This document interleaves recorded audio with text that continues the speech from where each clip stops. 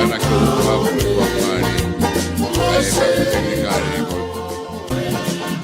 Ahopanilolo me he holo sofre kakala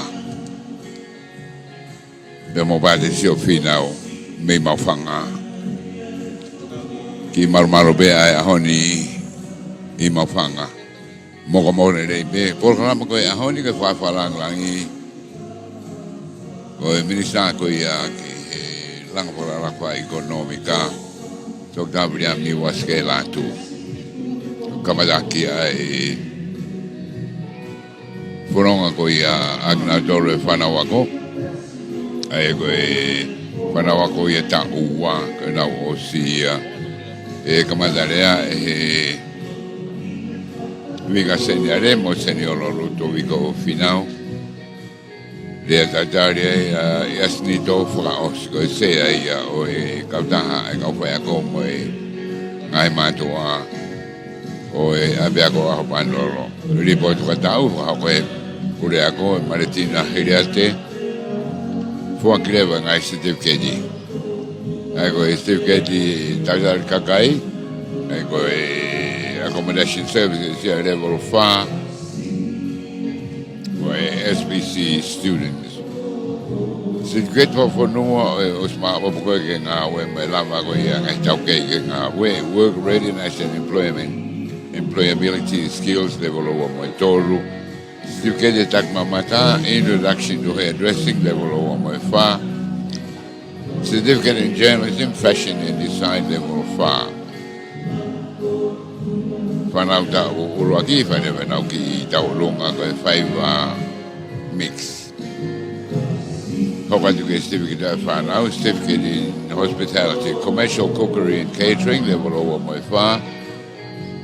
Marion Foundation Stream, Certificate of Attainment, Fashion and Design Community Training.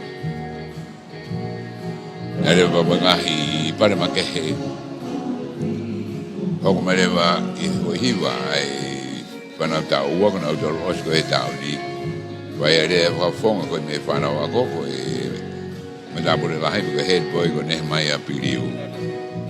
Le te vitoreva fa lang langi. Dr. Abriami waske Latu devo malo reva assista aganes liongi come mi paia o e poate fare ko ya piako per crespe e vica segnare che vada ok se fina noffo ai una dar vivere in modo che ne hai mato una ora hai da mai che ni va bene Whanau ako, hen me kau whai ako. Mo kau whakawhikepe. Te bevo ki lau mai koia, mo ngai whamiri kehe koia heni, he ahoni. Kono smau mai whanau ke nau whanonga mai koe ebe koe pe koe laka, koe whanonga mai akinau tolu koia. O nau mau koia, ngai tawhaka mo oni, me ngai whakailonga koia. Ki he ahoni. Quando è tatarere che motor kotoa ka gresi doku na Tonga I tongani bebe ka motor ko ia I morina bebe kita he ngai o motor mo ka matamai I programa ko ia ani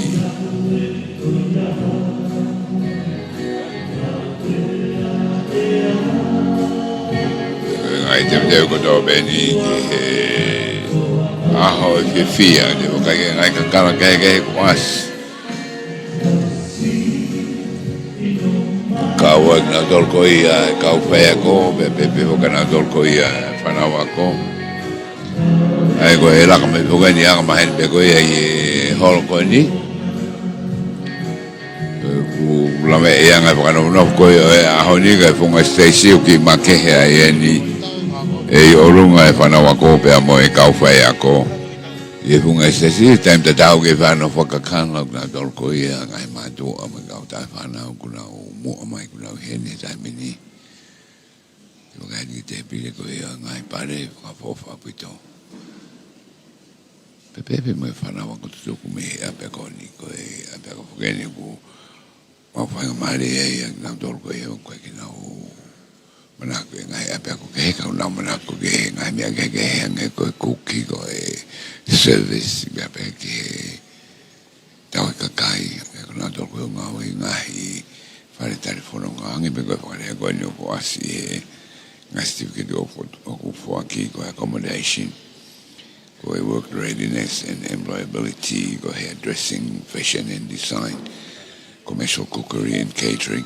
Ko ngai ta fa Kenya o ko abia ko ni I Tonga ni te fito na nga we ta fa ko ia ba ko me be ho e ki la we I Tonga to la ta ngai fa kai ko ia mo ngai hotel I Tonga ni ko fana wa ko tutuku me hen ba ko ta fa na ngai por kalama ko no fa nga we na do lo Tonga be ko na wa ko ai kene oskene ina wa ko me ni ko sana ula kanga pau ki nga we fa ko ya I ospe ko la ko nga be ko sa me ko de ko mi nga we ka ga be ko ni ko si mi ko to na do ko ta uwa ko se na nga we na do lo ta mi e ko foi wa ta me ko ne ma lo ko na do lu ya te na nga we nga fi tu ko ini o wa mla ko ge hanga ki Tau, mokai pe poki.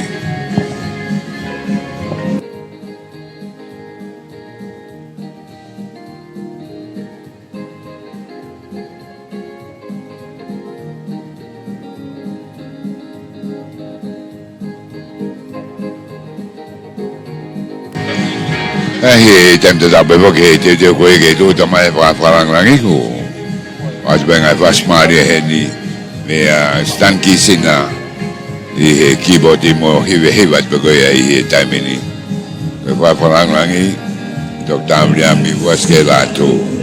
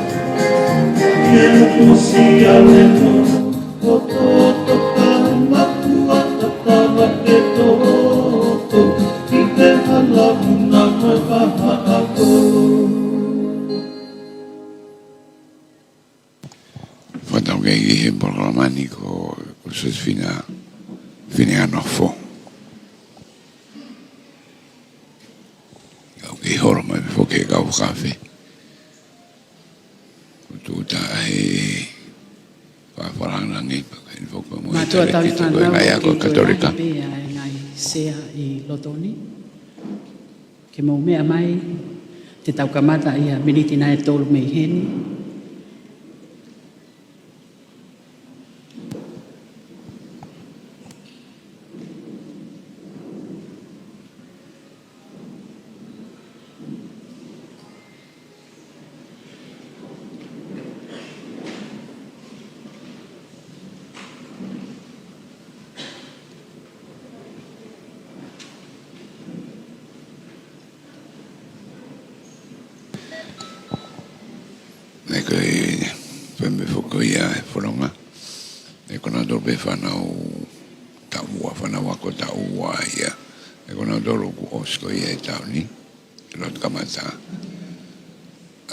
Segnaremo signor Ludovico fino a le tartari ai sea goia o PTA la dai mai mado ka fueko e tau kamata e tau katoanga tanatu ua ai apiako Ahopanilolo ke tau wanoa ua fa ai e kamata akia ha fononga mai e tau whanau Pea pehe fōki mō nau mātua ke o mai ki nau tolu ki lotoni.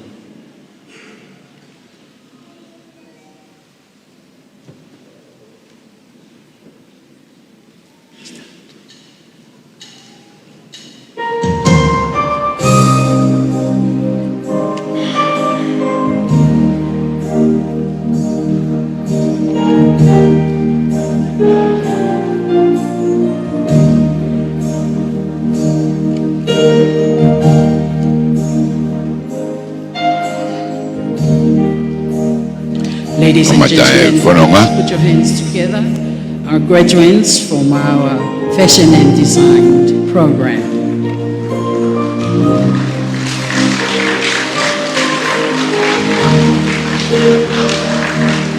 Ko tau polokalama ko ni tafaki o tuitui o na kamata mai ai whanonga ki loto.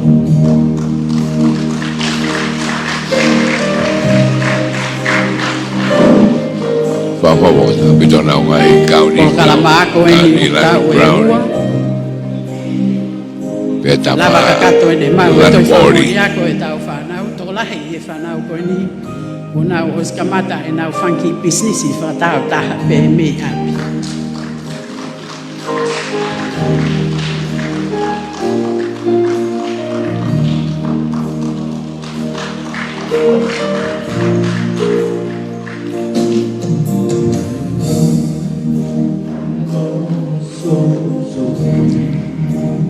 Very popular aupito ai pokalama I fashion and design. Toko lahi. Au pito koe whanau whewhine, nau manako I tui tui.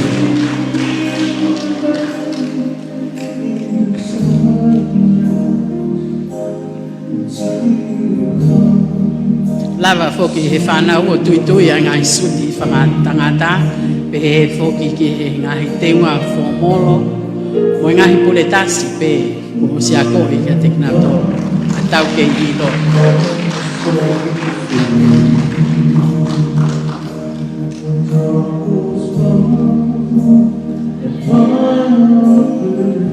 Tolai whoki whanau, nau tui tui pe ki nau tolo, nau ngai teunga I aho ni ki tana tunga.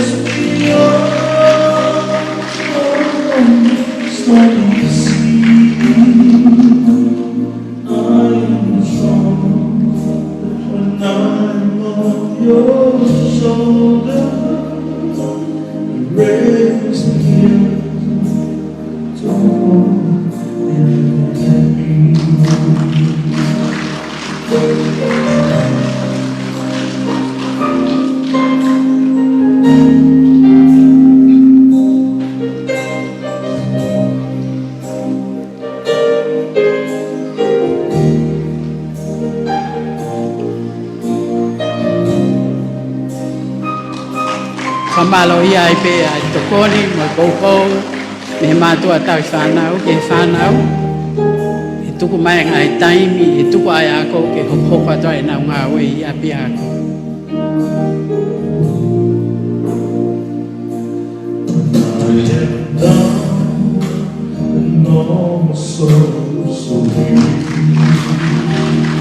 Our fashion and design graduates of 20 and 24.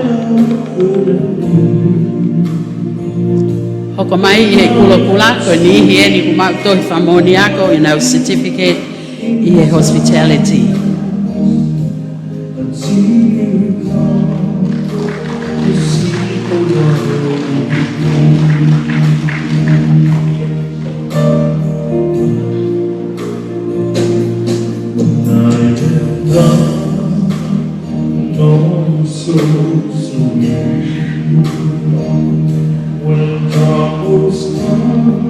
That completes our certificate in hospitality. In cream is our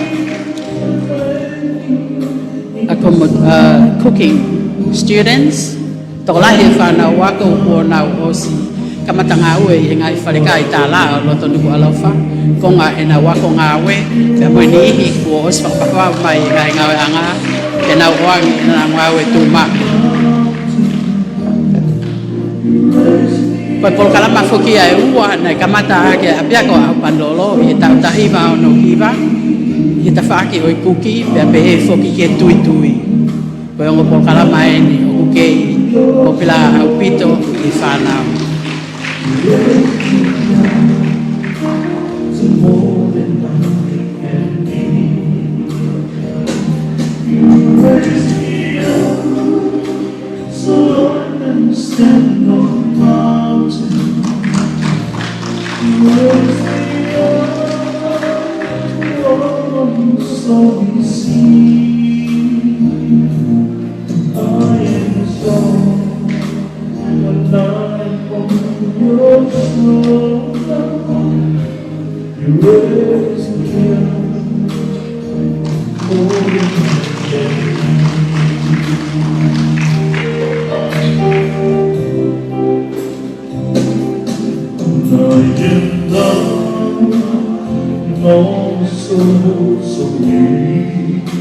Koe kakato ia e tau polkalama i he kuki. Hoko mai koe whanau wako e ni o kunau i he polkalama makehe koe National Certificate, Work Readiness and Employability Skills. Aia ko o smau ki nau tolu ke nau hoko atu ki muli o ngā ue ai.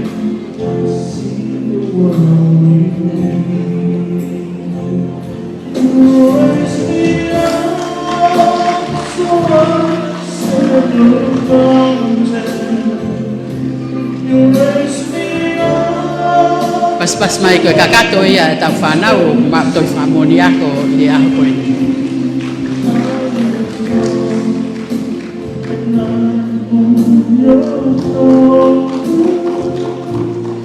Whawhalangilangi matua tai whanau. Koe kau whai ako e ne Ahopanilolo Technical Institute ki he wanoa ua wha. Paspasi mai.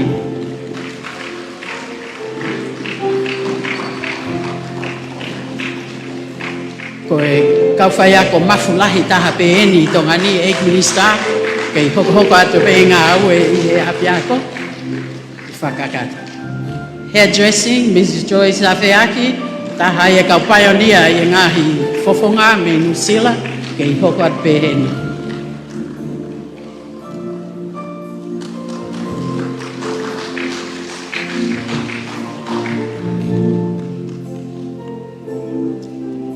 Thank you.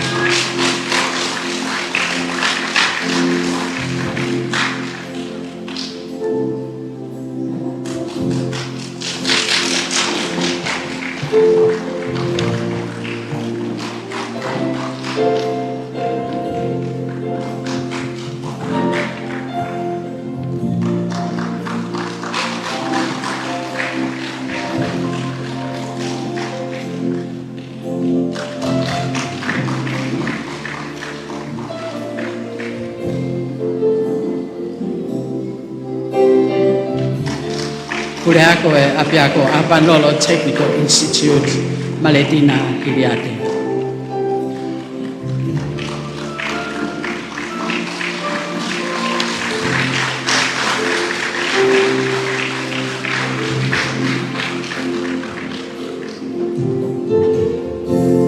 Malo, whamoremore pe Egg Minister, kore at mua ki he matanga ke momeha ki olunga, ki tau whaapa mua i ha minite taha. I whanonga mai koe ni o e tau wako wanoa ua wha, ko hiki atu ai he mama kaha ona si amatua e toko fitu.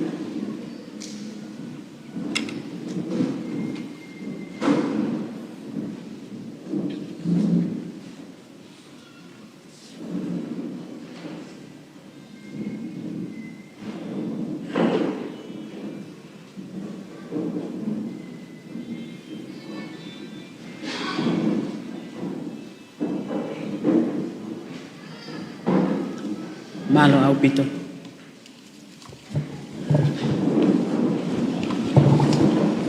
tapu mo e tolu tahai o tua, tapu mo e hau e whanua tupongono, mo e tahine kuini nanaspau, pia mo e whale o tupo. Tapu mo e palemia o Tonga, tapu mo e pikopo, kardinali, paini mafi. Tapu mo e ki whalangilangi o e katoangani. Honorable Dr. Williami Waske Latu, ko e minista whiwhakatau aki, whalakalaka mo e minista ki tak mamata. Tapu mo e tale kita o e ngaiako katolika, Swan Patita Vahe.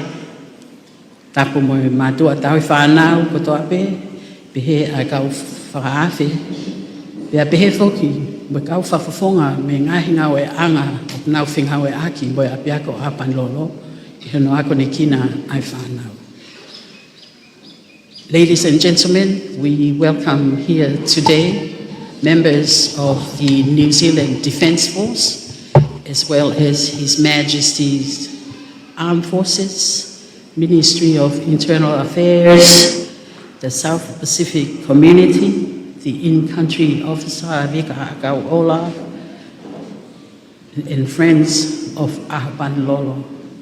We are to commence our prize-giving ceremony for 2024, and I'd like to ask the vicar to say the opening prayer. Ludovica Fina.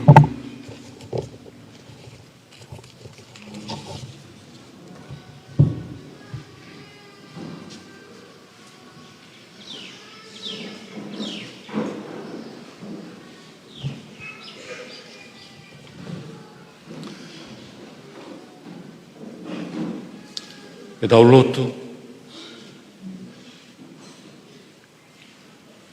e huafa e tamai, mo e alo, mo e laumari e maa oni oni. Amen.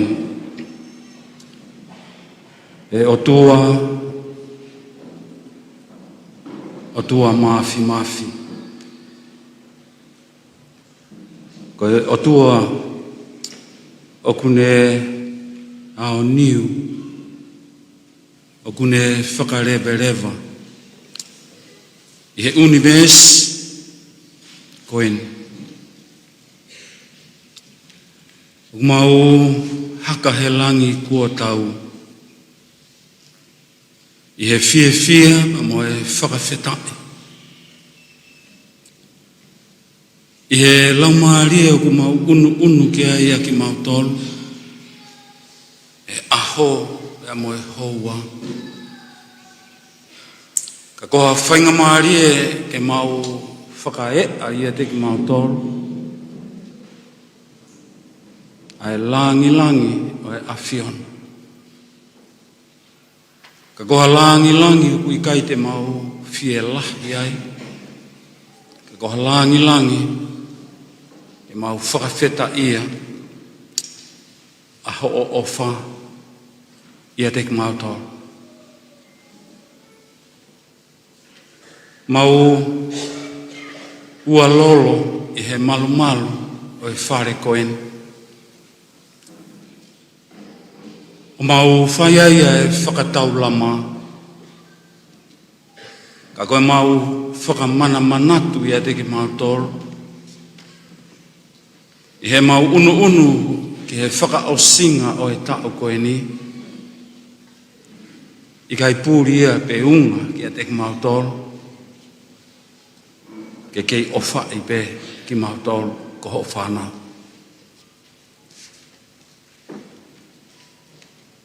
Tamai e i kai ngalo i a te ki mau tolu au lotu ai hau o e whanua.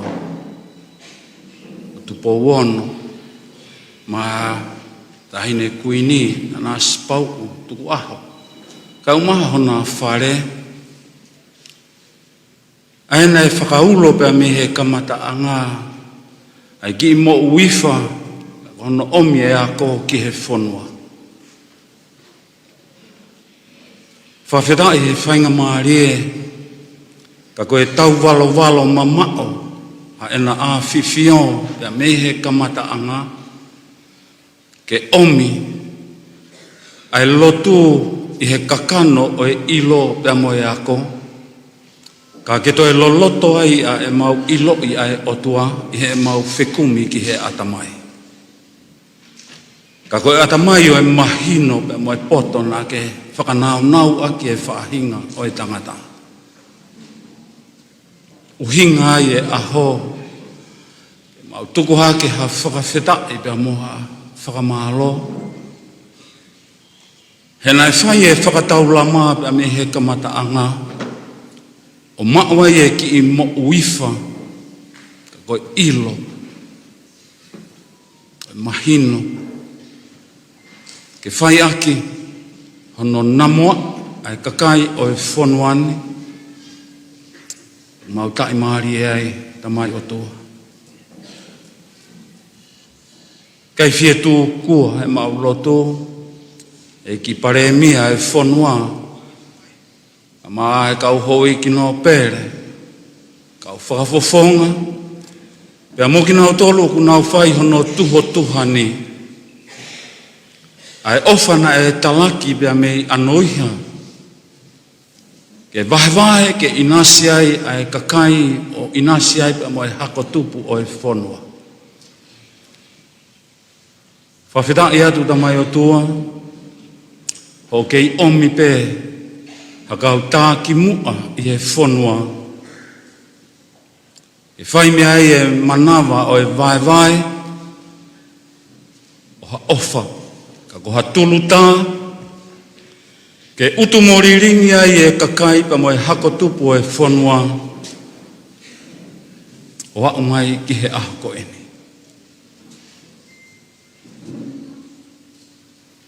E ki lelei mau ua lolo I he malu o e whare koen. Mo e kere. O ku lalanga ai ilo, pea whatu ai poto, pea tanumaki ai e tau kei o e tangata pea mo e whewhine kakato. Ke mau tuu whakataha, ke mau whakamooni, mo e whakawhe whakalangi o e ahoni. Ko Honorable Toketa Williami Waske Latu. Ke mau whakamooni whakataha pea mo ia. A mga tamai pea mo e whae. Kau koristu tuku. Ka e umaa, kau whakawhe kotoha pe. O ku mau atu. I he whatongia. O e whakalangi o e ahoni. Mau tuu whakataha. Ke karikari ai mau tuu. Ke mālohi ai ai mau tui. Ai mau whalala o tua. Ko e awhiona. Ko e ulo I awhia. O kune hulu e hala whanonga o e ilo. I he aho kotoha pe. Ai o kutangi ki ai a e mau whanau I he aho kotoha pe I he mala e o e whekumi ki he poto I he atamai ilo. E whakawheta ia o kia te kumau tolu e tamai o tua. Ko omi ha whainga pa maari e pehe te ama ki mau tolu. O ngona e ki mau tolu a ki nau tolu kua tōtau. Tamai o tua. Ko yanga mahenia e hala whanonga. Ka ko kina o tolu na e hoko kina o tolu e kau whae ma kau tamai. Na nauhanga ke utungaki halerei. Ko sio ki ha aho a pongi lelei. Pa mai e whanau o e api ako whakatekini kare. Ka ko Ahopanilolo. Ma whawhetai. Ko hika laumaarie o ki nau tolu ko nau mu atu. Kai ngalo ia. Whaiai e manatu ofa. E hoa koeni. Ko ha whainga maarie. Ke mau toi manatu pe ki ate ki nau tolu. Amo e nau ngāwe. Amo e nau mo ui. E mui manoa e mau lotu tamai. Mau hapai atu ai ahoni. Whakataha pa mo e whakawhe whakalangi o e ahoni. Tuku ke langi ia ia e mau whanau wako. Whakateki ni kare ko Ahopanilolo. I he ilo, i he poto, i he tau kei, na nau mau pia nau inasi ai, a me he api koeni. Tuku ke tuu holo aki ai e nau mo ui. Tuku ke tōnunga ia e nau mo ui. Tuku ke nau hangatu ki he awhiona mo e whakawhita ia te kinau tōru. Maria, ka koe whae koe ai alo. Maria, ko koe ai a so pe sio o e api ako Ahopanilolo. Ka ko koe ai whewhine na ke tari io, pia mehe manawa, tuku pe mua, koe hape ho wholofola, eiki tuku ke kakano ia i ho kaunanga ko au. Tuku ke ongo Maria pe he ai talanoa pia mehe manawa, tamai pa moe whae, o maa ki mau tolu, ai mātua ku mau heni, ai wahangatai o e tauhi wā, mau whai, whakahe ki mau tolu, ai hiri o ai mau tauhi wā, ki he awhiona, ngā ue kotoa pe, tuku ke mau whakawheta, whakataha i he aho koeni, e laumari e ke mau whakamooni ki ho o wha, aia, he ola, e ngāwe anga, e hoa koeni. Mau lotu ia, mau te kāki atu whakataha, mo e polo kalama kotoa pe o e ahoni, tamai, whakakakato mu aia i ho laumari e, o hūwhanga atu, ia Jesu Kristo, koho alo, ka koho mau eiki. Amen. E wawhai tamai, mo e alo, mo e laumari e, ma oni.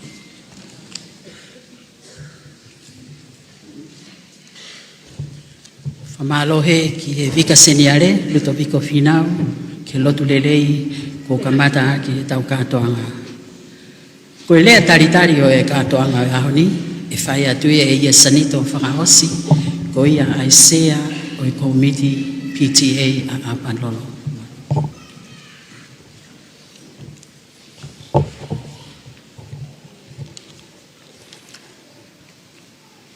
Tapu he o tua ku a whio i o tau loto ngā. Whatapu atu ki hau eki mha matapule. Whatapu ma ke heni ki eki whalangi o aho. Ona po toki tāwirami wasike Latu. Kau eki ministafi whakatau aki mataki mamata. Whatapu atu ki tareki tāko e ngahi ako e Sas Katolika. Suane vahe. Whatapu atu e ki he sea Poa te ako, ka tafu moeaki, au tēnā whakatau ki vika seniare, pa te rutu viko whinau, motolu toa pesi kau mo uifua kawa. Whakatapu atu ki pule ako, tokoni, kau whai ako, si whanau ako, api ako whateknikare o Ahopanilolo, e wanoa ua whaa. Atu kena whakatapu ke si ngahi mātua tai whanau, kau aahi, ngahi maheni, pa mokmoutolu kotoa peo mo mea mai i heo pe. Tu pere whafufungai atu e pule ako, tokoni me kau whai ako ka masi whanau ako, ai mau taitari loto honga ia, whiawhia pia mo maa whana, ai whituona, ek whakawhalangilangi. I o a whetauaro ka ke mea mai, ahoni, whakalangilangi ho mau aho. Koe whiawhia, ka koha whiawhia, ia mau haka he langi kua tau. I mea mai, ia mau rau kolo ai, mo lau tāpu aki. Hatawangai pa mo lau maari maani o ni, pa mo ne keresi, ke ne kei whakamalu, whakafonu iwi ai whituona, ko hiko ngai whatongia ma whatukituki, o kuke fuesia i e whonua, e moi pureanga. E whoka te tautolu ko toa peo tau i heni, Patawange tau inas katau he katoanga whakaosi ako whiawhia pia mo monu ia. Tau monu atu kia Christmas whiawhia pa mua tau whou monu ia i ka hauna. Mawhalahi atu.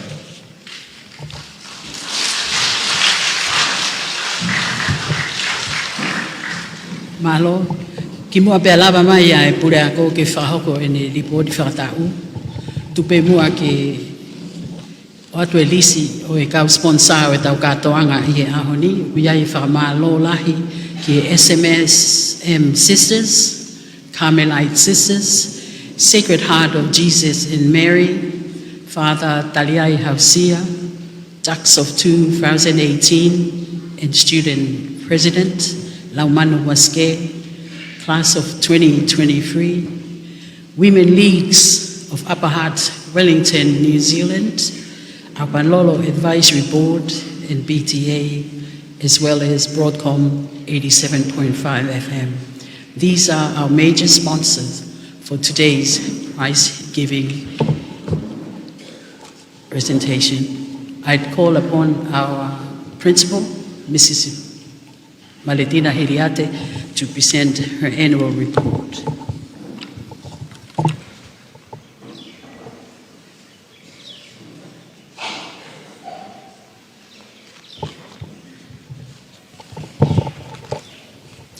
Kore ke hufanga he whakatap kakato ni kamata ke polo kalama e ahoni, kaya tā mo oku ke whakahot ko atu e report whakatau. Kore pe ke mo mea hifo pe ke pepa ko ostu whatu, ko mau atu e reporti, te uto kongonga lalahi atu pe. Pea te whahauka atu pe e reporti i he rea Whakabritania.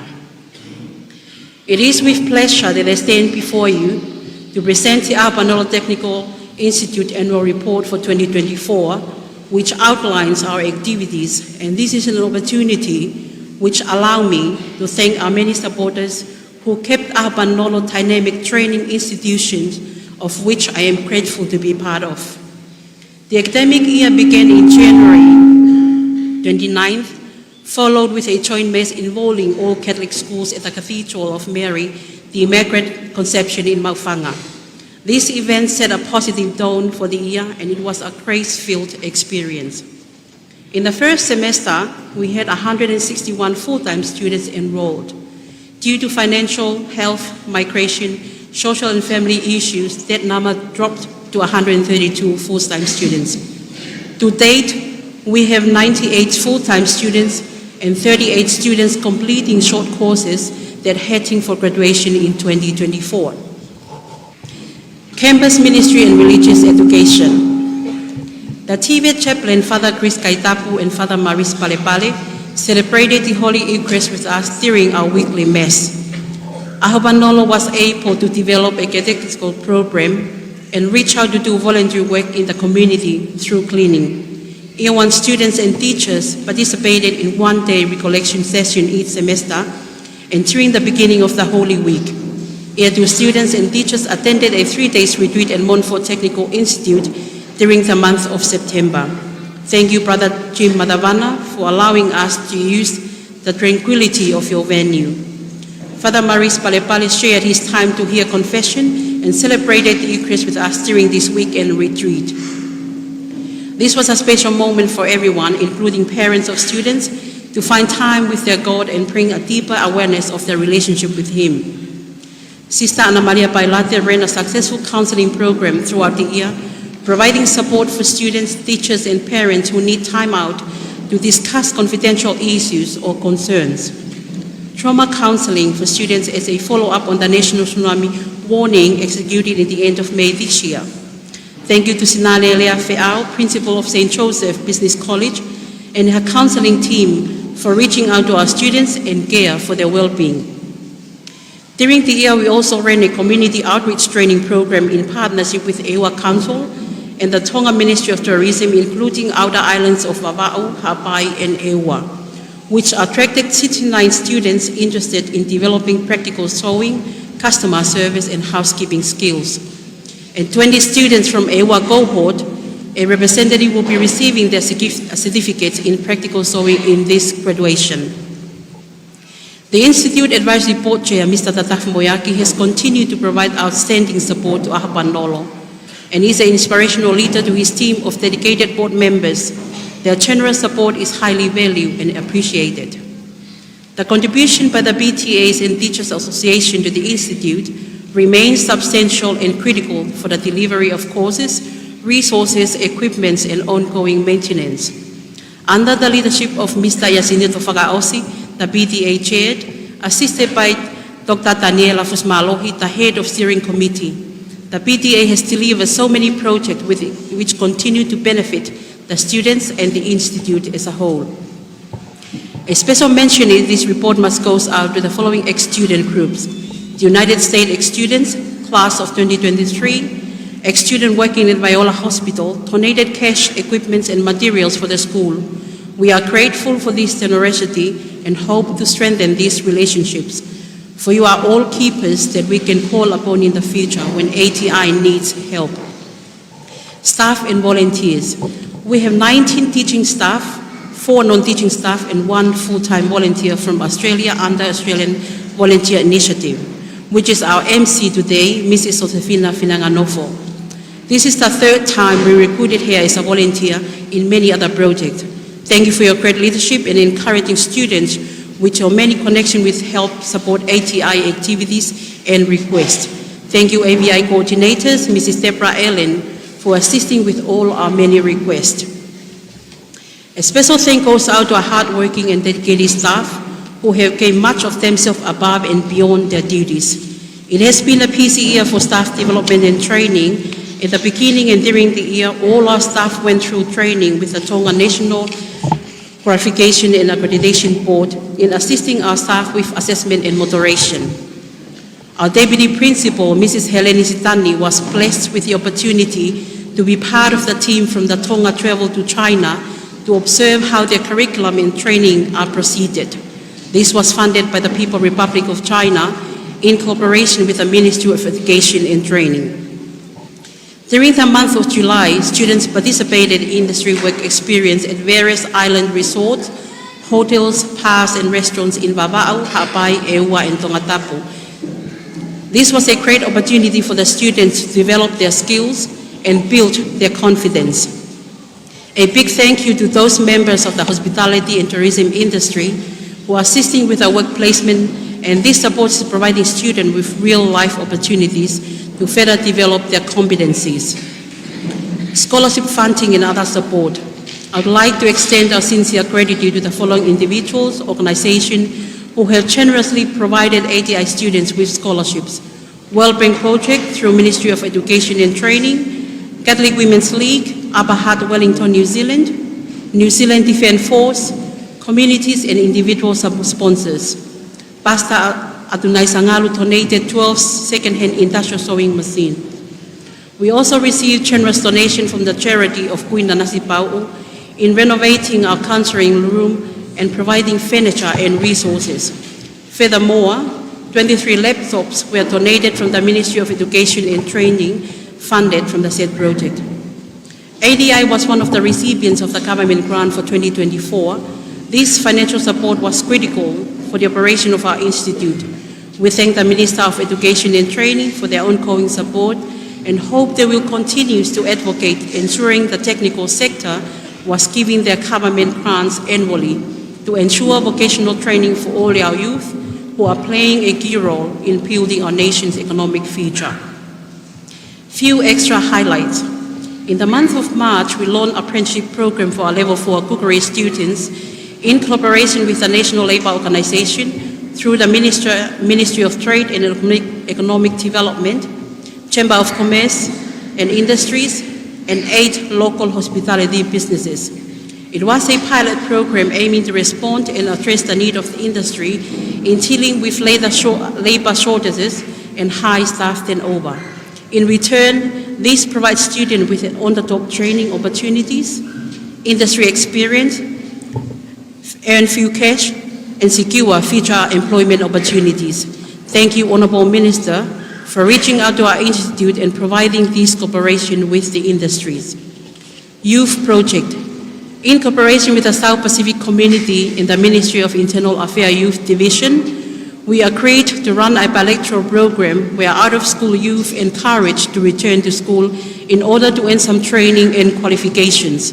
These students were able to complete our 1-year program in accommodation services, as well as completing 10 weeks work placement in Tanoa Hotel, and achieving micro-credential units in national work readiness and employability skills training.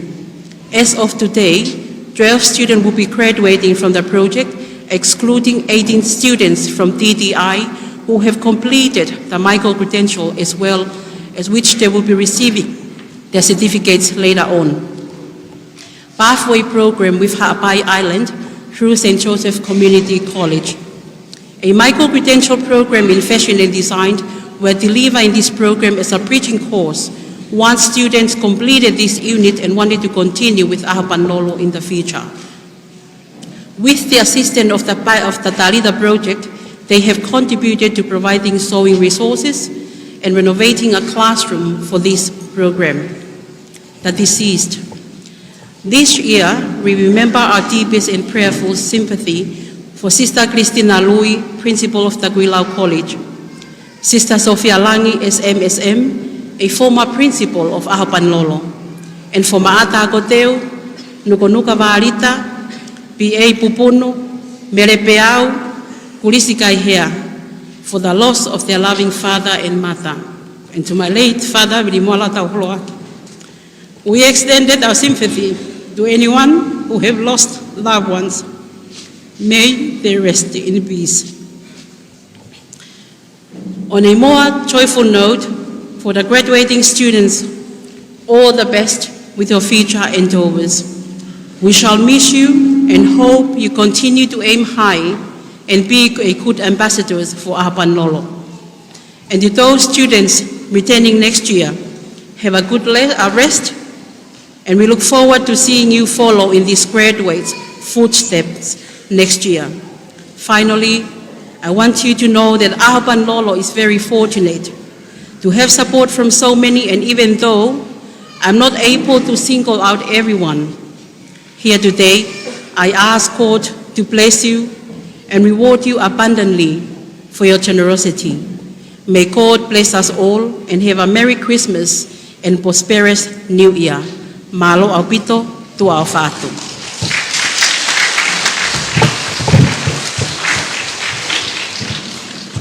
Whamalo hei ki he pure ako ke Maretina Hiriate. Kutawa mai ni ke konga uluaki o e Porokalama, aia koe uluaki kulupu eni e whaki e nau ngai toi whamoni ako.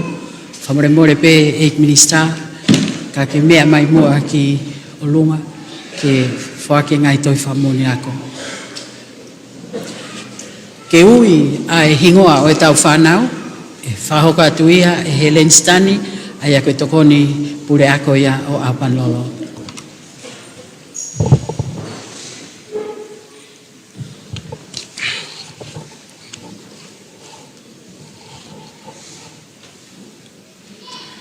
Malo, whawhalang i Porokalama Certificate in Hospitality Accommodation Services, Level 4, koe toko taha pe o kone lawai lelei, ai toi whamoni ako, Level 5 i he Porokalamani. Whakia ka vai Kalafi Saint Maria Gertrude, mo ui mai e ki whina Waitaki, Homa Vava'u, Tongatapu.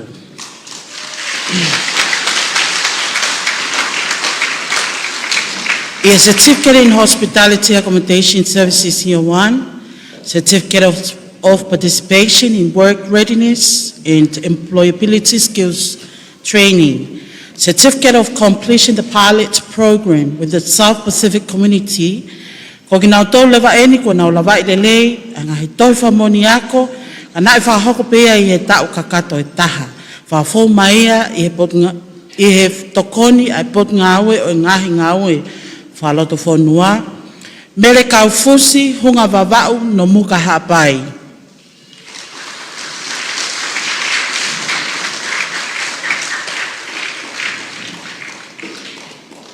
Kolotita tangata iloa la paha tataka motonga Tongatapu.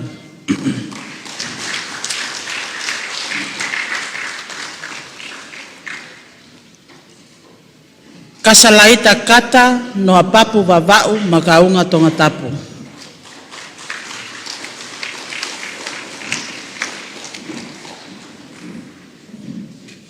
Siunipa to akase vaipulu o tea feretoa vavau.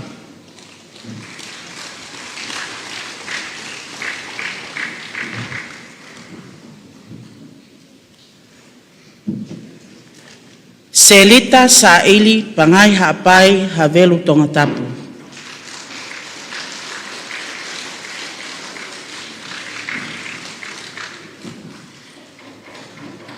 Iloa he lotu wake la paha no muka hapai.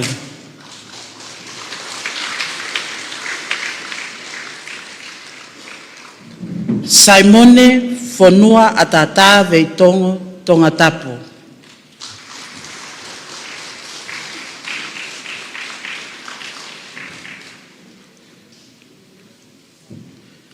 Jordan Tony te wuli vaipulu lotofoa hapai vai ni Tongatapu.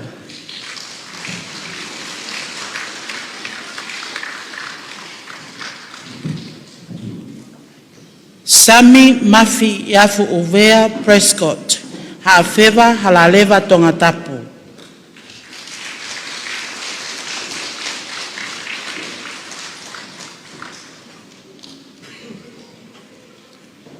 Talanoa fotu la paha longoteme Tongatapu.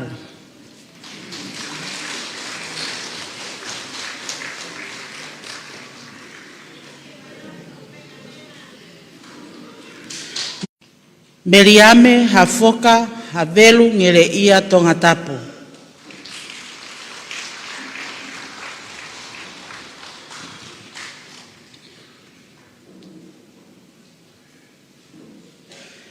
Mele filoi Apifo'ou fale ki he toa huapango. Kapeta kolomotua houma Tongatapu.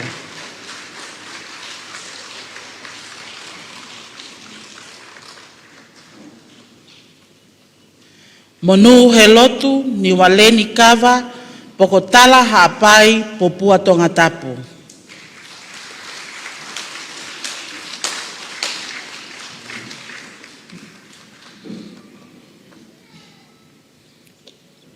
Lustania I moana Latu hapai ni Apifo'ou.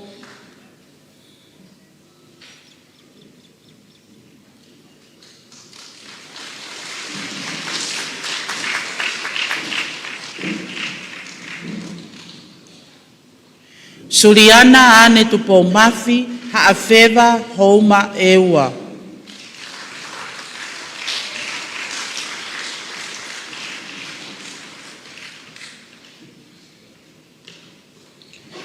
Akesa Kiriat Sepa, Fistalia Maloni, Niutoua halalo Tongatapu.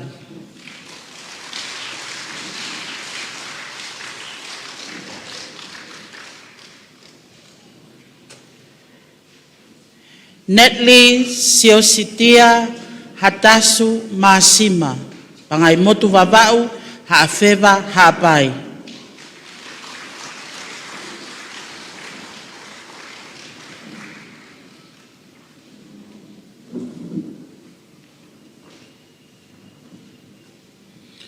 Fonoko moana moala, popua Tongatapu.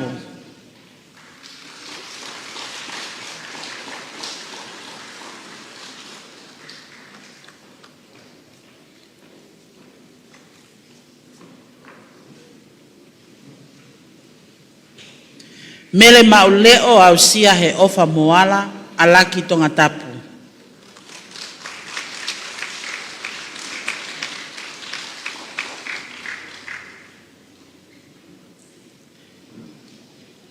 Meleane latanoa I funga vailahi nusi, hihifo niwa Tongatapu folaha Tongatapu.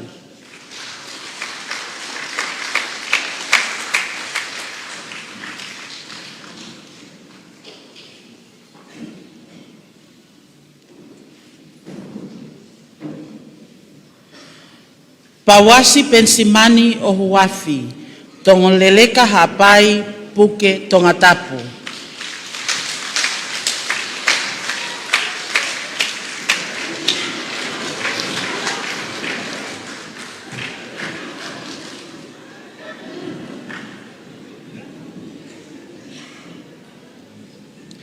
Etriana Fabiola Sole, La Paja Tongatapu.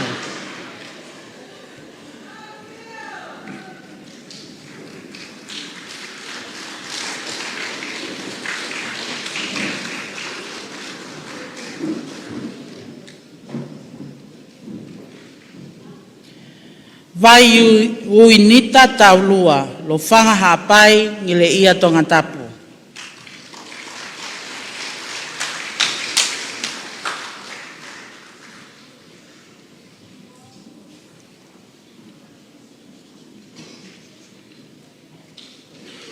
Tapuaki kolo kakala tapaita tuitupou. Sopo tau whaahau kolo motua Tongatapu.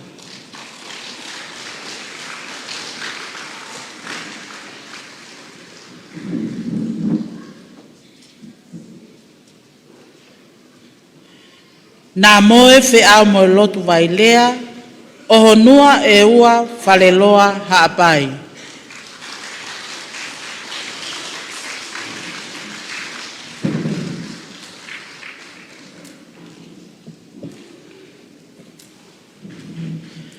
Pea mo Agnes Petrica Michelle, Latu, te e kiu whaamotu Tongatapu. Ko lava lelei au ki nau tolu, ko nau lava i lelei, a ngai toifa moni ako, i he polokalama ko e ni.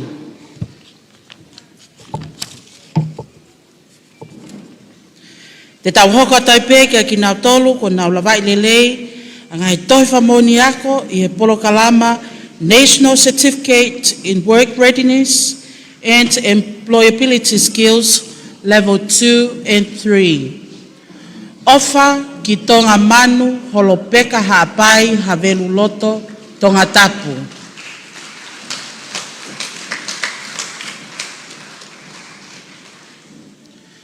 Ofa ki mafikaunanga taka malafu mango nomuka hapai.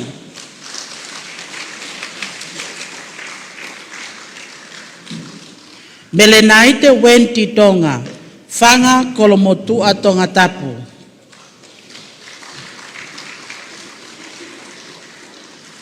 Anavea tuifua haano nomuka haapai.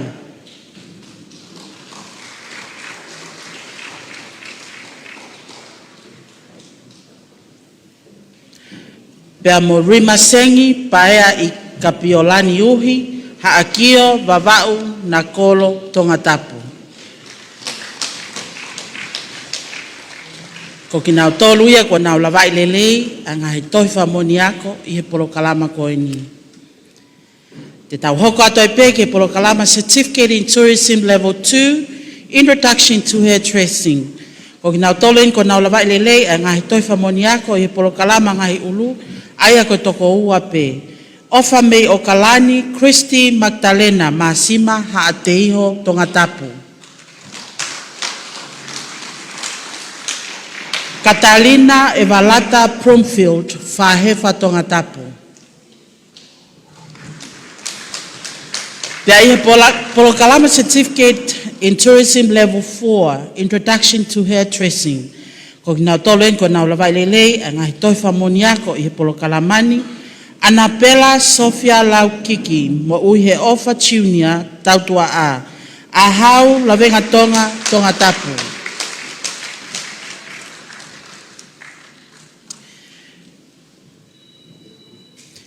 Mele paea i moana chene whātau kei aho, ofu, wawau, whahefa Tongatapu.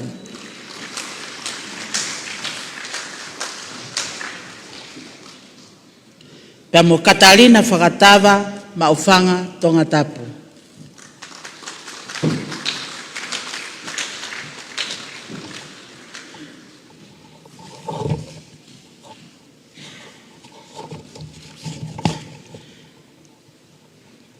Whawhalanglangi ko lava lele ia ai konga uluaki o ngai toifa moni ako ko foaki malo. Moko malo pe porque na tolu wa le ko e Tongatapu iwa sive se vitin to mo ua o fisiko ia. Te tau kua tewa ki haki entertainment, ko haki whawhiawhia, e whaia e he tau whanawaka ko ni he tau uluaki. Ko iai, mo mamata mai ki ai, ko ki nau tolu ene whanawaka, na wako mālohi, mo te tewe entertainment ke whamawaya, ki si whanau ko ni kua osi, i he tau ko ni. Moko malo ki fonga Tongatapu. Pela malangi fasi. my office ko slio ko ia a Tongatapu. People give Vanessa Heredama, Italy the project. Lisa Sullivan, the Moimoi waterfront restaurant. The people ki tarkalahi say now.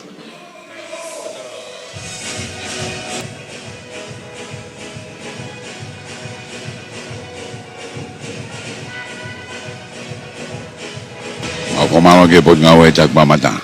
Kanto na dole ka sponsor ko ni na to ni e fana wa ko na wa nga. Pe mo na to ko ya. No go nga ai programa ke ko ni ko. Filave ko ya pe mo ta pa ki tak mamata accommodation services, work readiness and employability skills, introduction to hairdressing, fashion and design, commercial cookery and catering. Ai son ko to e wa ko e pana wa ko ni ko to la yu na do la nge ko le ko e report e pure ko ane nai to ta ha wo mo to ta valu ko si ma we la nga we na do ke na ka ki ai e fo ka ka to ko ia ai na wa ko be tem de ta mo na nga we ko e pana we nia ko fa va mixini to lo hai apito Papo na te una hina ko be da vara lo ke ha mo na wa sis kakala sis lo si pe nga ka ho papai pe nga ka ho ke ko na tu I mo na tek ki flu mo fa na pe fine ve sa maile ni ma mo va e papo fabito o do me ma ke val fitu po ni ma we live stream Broadcom FM broadcasting.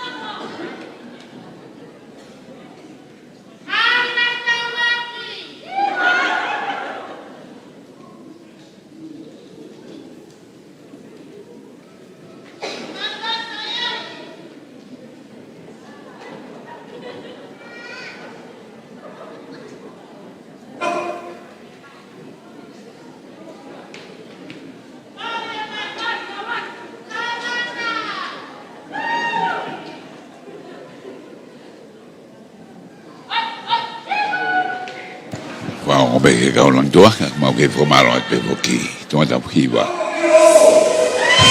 Si vento moa. Mo office ko ya, o va hanga Tongatapu hiwa. I Tongatapu. Office ko studio.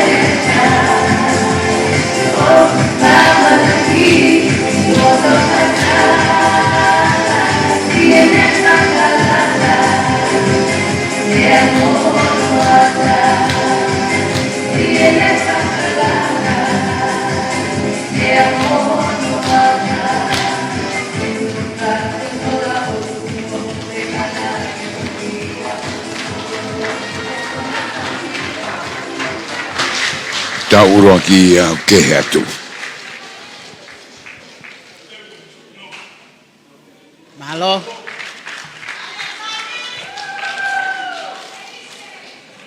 Pamalo atu heni.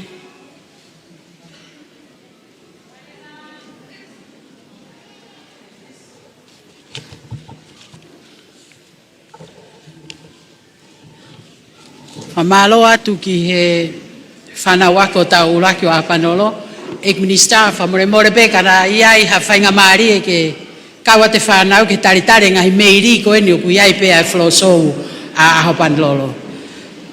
Toi whamanatu at pe mua mo e whamalo ke kau sponsors o kulawa ai e tau katoanga i a ko eni whamalo at peni ki SM Sisters, Carmelite Sisters, Sacred Heart of Jesus and Mary, Father Taliai Hausia, Ducks of 2018. Mo ko mano be hoki ek minister e moi fo fonda ta priva me o so ma nga go to ko ni fo na ko ta buki wa na wa ko ya Ahopanilolo. Pa fonda ta bua ki fa le to ta filo me lang fasi me ko sli mo to kon me popo ki fa na ko ta bua ya Ahopanilolo. Ki Vanessa herita me ka da ta ri da project popo ki ko nga wa ko e ta ni te fa na o. Ek minister ka ke toi mea hake pe mua ki o lunga ke ui ate he tokon pure ako ai konga ko eni. Popo malo po ka disare ven me fare kai waterfront popo ke ako ang ke ui ai ka ma ta tar ka kai me bala e tau hoko tai pe ki ngai toi whamoni ako ke ki nau tau ko nau lawai lelea polo kalama ta ua i certificate in tourism level 4 fashion and design. Cynthia Wallace Ahohako longo mapu wawau ho foa Tongatapu.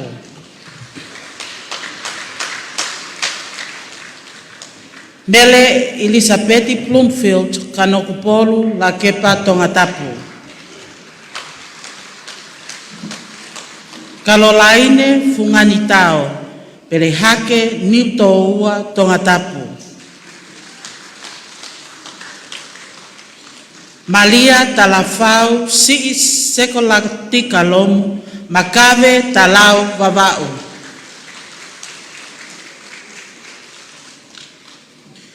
Elisiva loto aniu pelehake maufanga Tongatapu.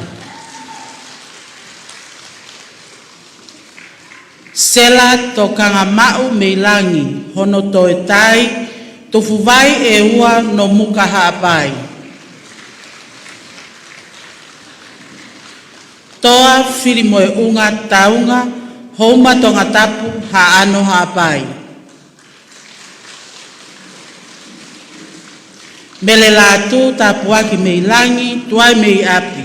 Petani ni wafo'ou farehau ni watoptapu.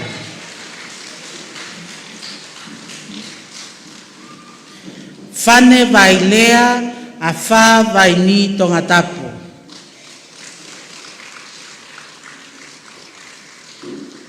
Beverly Sonitaaki Junior Whakaosi, Tataka Motonga Niwa Toputapu.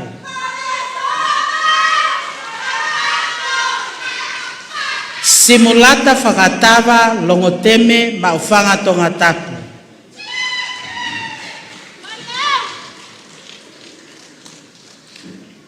Sofia Vika Faleola Feao, Haatou Haapai Hihifo Niwa Toputapu.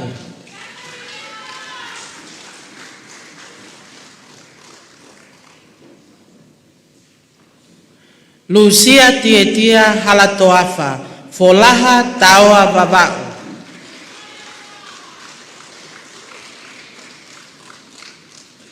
Siaosi Pulumukai Hau, Angaha whataulua eua.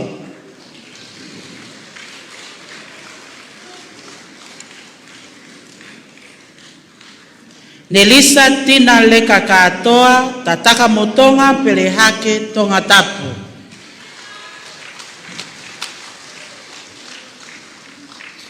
Fifita tu ipulo tu chiunia kolo, mo unga one haapai toko mololo Tongatapu.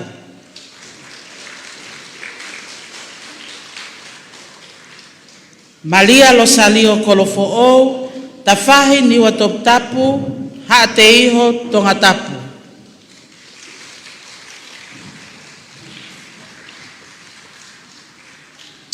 Filipe latai mua mo unga one tonga leleka haapai.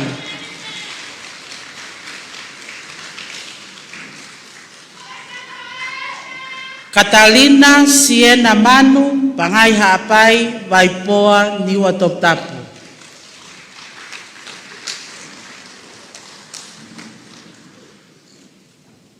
Stella Primrose, Catherine Mary, funei hei lala Molitika kolofo'ou haasini Tongatapu.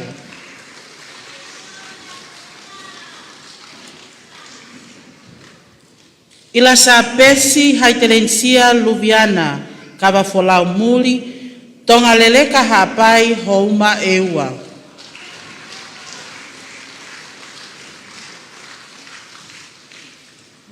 Amelia ovava naitoko petani eua afa Tongatapu.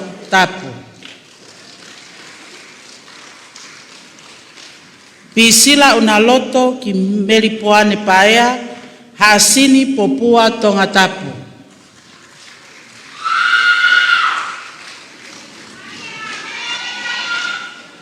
Mele finau peau tufuvai eua la paha Tongatapu.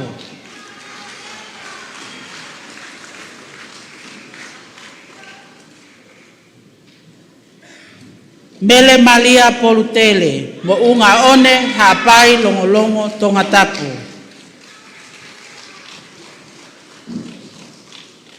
Lopeta Ponove nukunuku pea Tongatapu.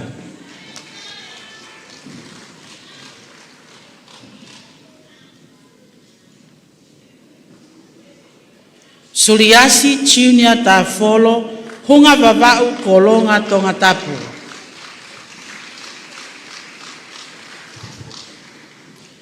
Lepeka Sisi Sofia monu ia he lotu tausinga, pea haakame Tongatapu.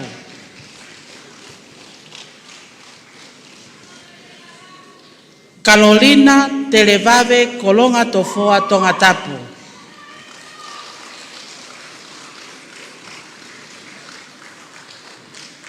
Mounga kapukapu o vavau tu iono, esi kolopa ukamea te fisi vavau.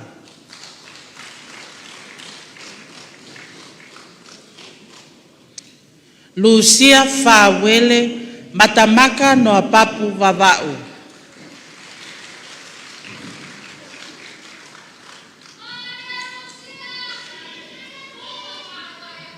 Mele Kalusetivea no muka tofoa Tongatapu.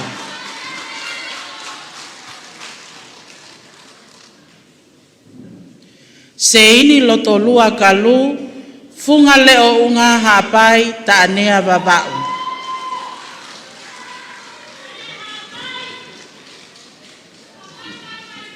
Pea motupou fetuu tungua fotua hapai. Ko kinau tolu ia ko nau lavai lelei a ngahi toi famoniako i he polokalama o tuitui.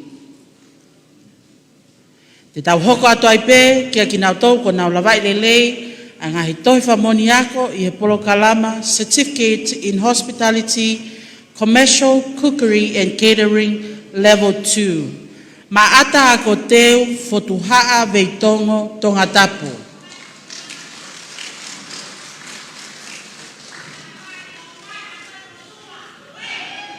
Nasalio sanele ike tau, haano haapai maufanga Tongatapu.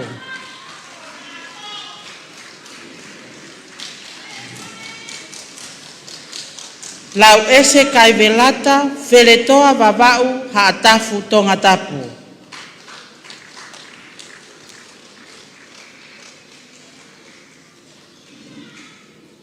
Si Josefa Nicholas Committee, no apapu vavau mo ngā one hapai.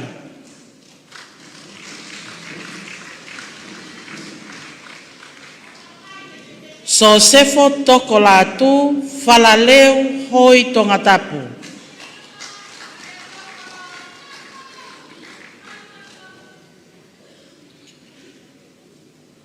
Mana me langi loloma, holonga ne yafu vavau, fafofonga heni e la haunga. Malo. Otolata Ruth Murphy, matamaka ne yafu vavau.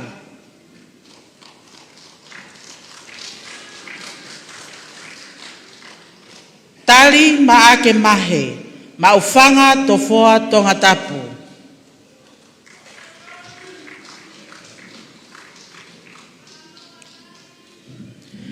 Felice senituri moala, hatou hapai homa kilikao Tongatapu.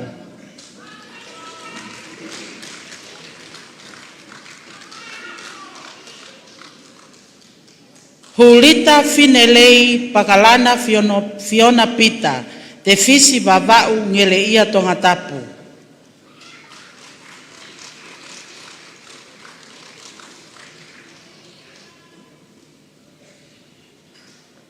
Roswita Karen Puafisi, longo map vavau fahefa Tongatapu.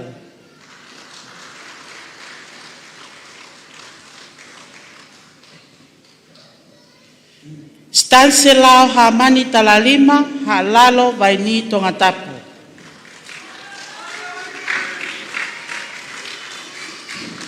Makalita Fagamalinga Asela, leki taulango, pangai hapai houma Tongatapu.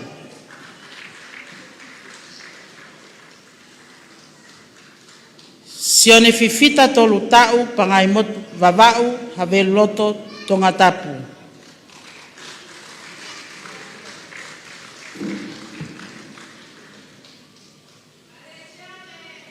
Punalei tui, makave palesi fungamisi vavau.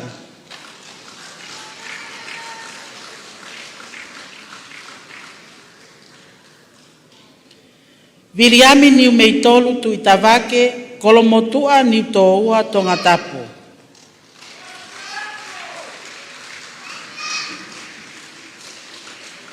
Seluvaia vaipulu lotofoa vaini Tongatapu.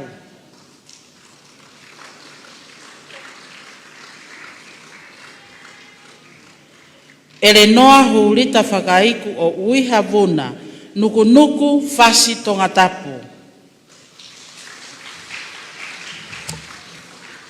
Koe lava lele ia o ki nau tolu ko nau lawai lele a polo kalama level o ua o Cookery. Te tau hoka taipe kia ki nau tolu ko nau lawai lele a ngahi toi whamoni ako i a certificate in hospitality, commercial cookery and catering level 4. Te lesia Rachel Asi, lei matua vavau kolomotua Tongatapu.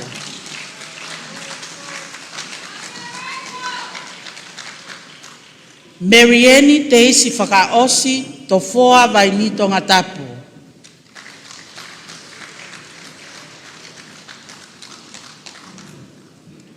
Siale sitiveni fifita, sapaata e ua hala o vave Tongatapu.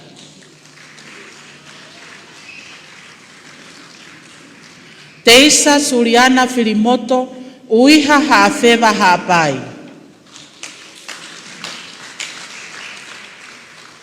Ella Divine Louise Ivy, haunga, talau kameri vavau.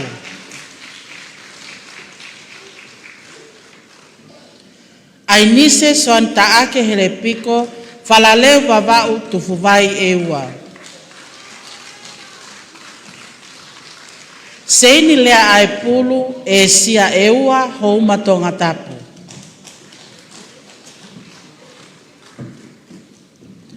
Oto vaingamisi folaha ni toua ni watoptapu.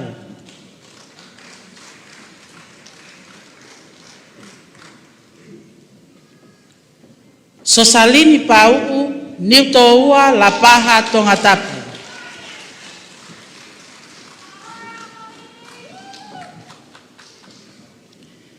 Nehemia o whahelotu kakau whakaatu I ka foa piliu, tō foa lei mātua wawau.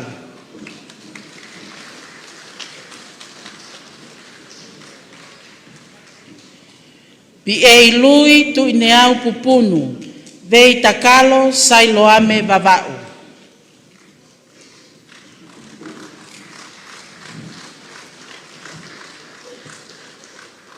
Mele ana tangitau falaleu maufanga Tongatapu.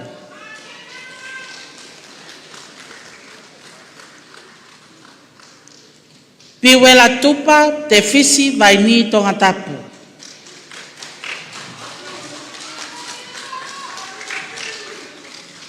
Oliveti tupou haaki o vavau nuku Tongatapu. Pea mo Katrina Malia Lomoli huakau maufanga malapo. Ko ki nau tolu ko nau lava I lelei a ngahi toi whamoniako I he polo kalama Cookery level 5. Ko ki nau tolu eni na nau kawa te polo kalama Marian Foundation Stream ai au nau wako practical pe I ngahi Elia o nau manako ai. Loisi Eunice Leone la paha ha te iho Tongatapu.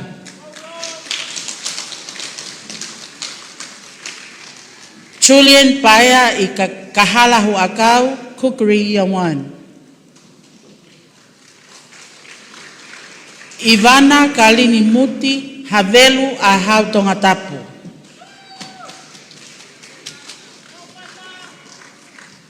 Tangi ki la kepa papa longoteme la paha Tongatapu. Nuka Sesalini Mileiti Valita Kolonga Folaha Tongatapu. Pea mo vau fehi o loto la paha molia petani e ua houma Tongatapu. Ko ki nau tolu ia na nau whahoko ai polo kalamani. E tau hoko taipe ki ngahi toi whamoniako ki ni iho ki nau tolu na nau kawa ke polo kalama ako tui wike e ua I he community o e ua. Pea te ui atu peho nau hingoa, ka lava mai pe ai toko taha o whafofonga I at ki nau tolu. Mere fisi ilose ta meilau, tui muni fetuu, ako sita tau lava, haitelensia mafua ayata, ana faolama, manusiu tau, Amelia Tonga, vai kakala malai Apifo'ou, finau siua, tatau laftani, silia fili moikava, ofa taufa, fatongia ola ilai, silia plim lose foliaki, plim hati atuake, ane paya helotu, tau meifuna, selu fehoko, nensi kava, selemana hafoka, sisfa fili, Whawhei heni alisia taufa manoa kene whafofonga ea ki nau tolu. Paspasi mai.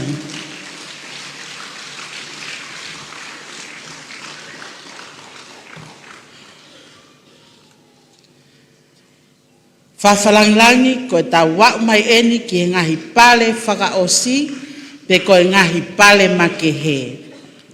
Best in Communication Skills Year 1 goes to Hulita Finelei Pakalana Fiona Pita from Te Fisi Vava'u and Ngele Ia Tongatapu with a cash prize of 200 paanga. This award is generously sponsored by the tax of 2018 and student president Mr. Laumanu Baske. Best in Communication Year 2, Skills Year 2, is presented to Nehemia o Whahelotu Kakau Whakaatu I Kafoa Piliu from Tofoa Le Matua Vava'u. This award is generously sponsored by the school board. Best in Religious Education Year 1 is presented to Mana Melangi Loloma from Holonga Neyafu Vava'u, and Viliami Niumeitolu Tuitavake from Kolomotu Anitoua, Tongatapu. Its recipients will also receive a cash prize of 300 paanga, sponsored by Fata Taliai Hausia. This award is generously supported by the SMSM Sisters and the Carmelite Sisters in recognition of their excellence in religious education. Best in religious education here too is presented to Malia Sekolatika Junior Lomu from Makave Talau Vava'u. This award includes a cash prize of 200 paanga, sponsored by the Carmelite Sisters and Sacred Hearts of Jesus and Mary, along with an additional cash prize of 100 paanga, donated by Father Taliai Hausia. Most improved students in year 1 goes to a tie between Selau Hamani Talalima from Ha'alalo Vaini Tongatapu and Tuna Tonga of Whanga Tongatapu, both of whom have shown exceptional growth and improvement throughout the year. Paspasi imai. Most improved students in year 2 is presented to Lucia Tiatia Halatoafa from Folaha Taoa Vava'u. This award includes a prize generously sponsored by the ex-students and in recognition of her remarkable progress and dedication throughout the year. Best in cost control is presented to a tie between Cecilia Kakala Lotofoa Nomuka Ha'apai and Tuna Tonga of Whanga Tongatapu, both whom have demonstrated outstanding skills in managing costs and driving efficiency. Malo Whanau. With a cash prize of 200 each, sponsored by the tax of 2018 and Students President Mr. Lauman Waske.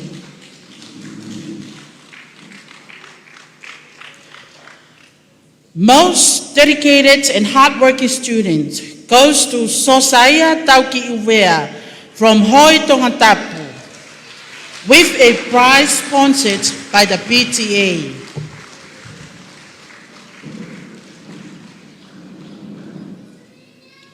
Other special award for head girl is presented to Ella Divine Lois Ivy Haunga from Talau and Kameli Vava'u, with a cash prize of 200, sponsored by the class of 2023 in recognition of her exceptional leadership and dedication.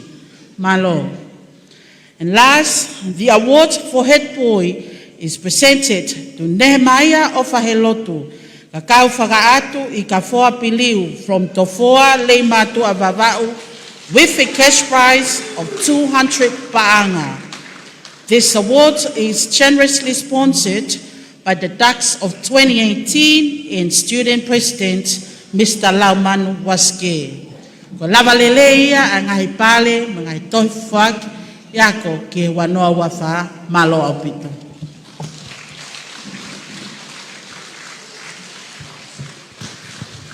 Tau paspasi tau whanau ako ki. Hiwa ko ia ta ua. Kau mau ki formalo fu mato ki na tolu na to kon mai formalo porque o visa paso siana ki Tonga ki formalo nga ia ko mo tan maki. Tani ni te whanau.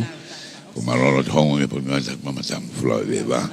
Ko ko te u fai ko ia Ahopanilolo ki ha ko tu pe fonwa ko ui ko mala e. O tak mama ta. Ko ho wa ne programa ko ka hiwa ko ni. Agna dolo. Komaro e begi ek minisa moi. Papo ta hiwa me ofiso wahenga. Ko ke fana wa ko na wa ko Ahopanilolo me no wahenga. Tongatapu ki paponge fale na tu ta hilo melang fasi mako sio ko to me bobo fana Tongatapu ya Ahopanilolo. Venesa rita ma ka ta the project. Bobo ki hanga ko ya ta ni de fana.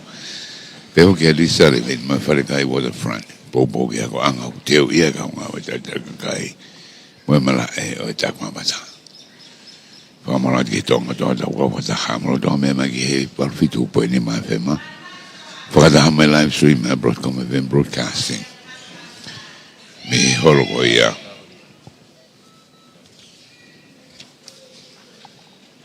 O Bishop Patricio Fina o Moses o Fele Kakala. Apifo'ou. Tana tunga mo fakpane e pe ko teknikale ko ya o Ahopanilolo ke wano wa fa. Te deo ni ke kauhiwa ko ya na tolu ko osko ya I tauni. Matuanga wa rele ya tu. From flying here the job before here live stream. Mara que ngai comment ko eu tu mai me morina, ka wa ko tuku, family. Pege ngai ka ngako.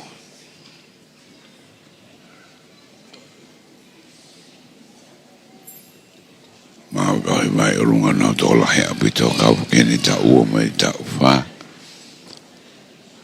Ai level 5 from memory ka ko ta ua na rate because ko ye down ni pa be de vai to na te na purpulu lan brown be to ki fo pa ke ai beta fa ku na ya ai ka hawa ko ye balu ko ya ye ka ni na ko lan pinki ko lan ni na ko lan mori Doi fai wani e ko wa mai mo a. Abe ko Ahopanilolo.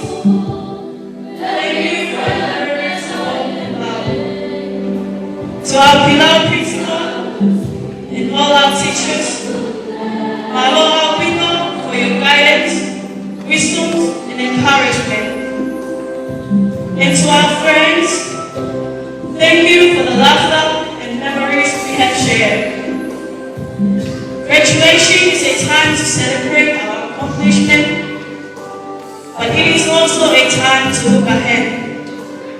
The world we are entering is a dynamic and ever-changing.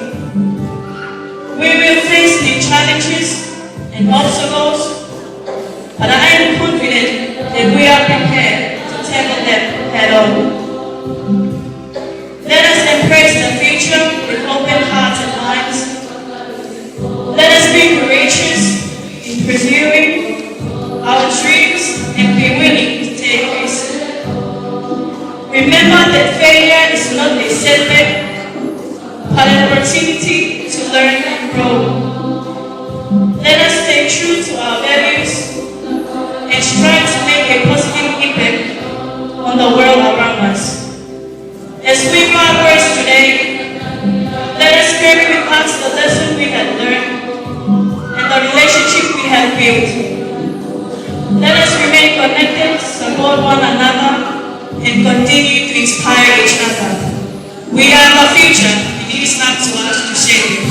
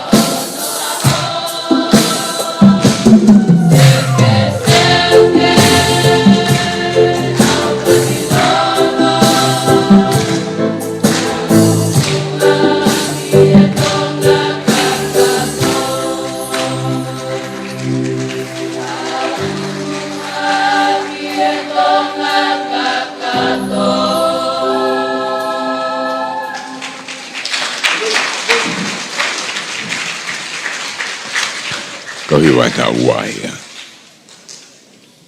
Ahopanilolo na uhiwa tatauia.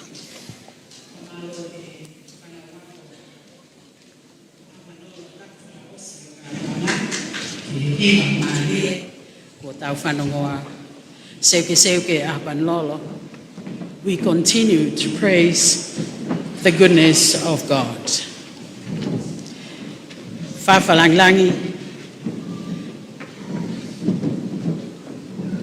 koe kauhivae koe mistress tahape oe kaufayako ko vika veikoso koe angi ko private siale fifita tahaene fana wako me he kautau malui funua ene afio opna ngā ue pena wako full-time maiki Ahopanilolo. Koe lea e whakahoko atu I he taimini, e whakahoko atu ia e he matāpule lahi o e whanau tangata, aia ko private ne mai a piliu, hange koe ko lawe ki ai, whanau wako eni, una lorotonga mau ngā ue pe I he taumalui whanua tonga malo.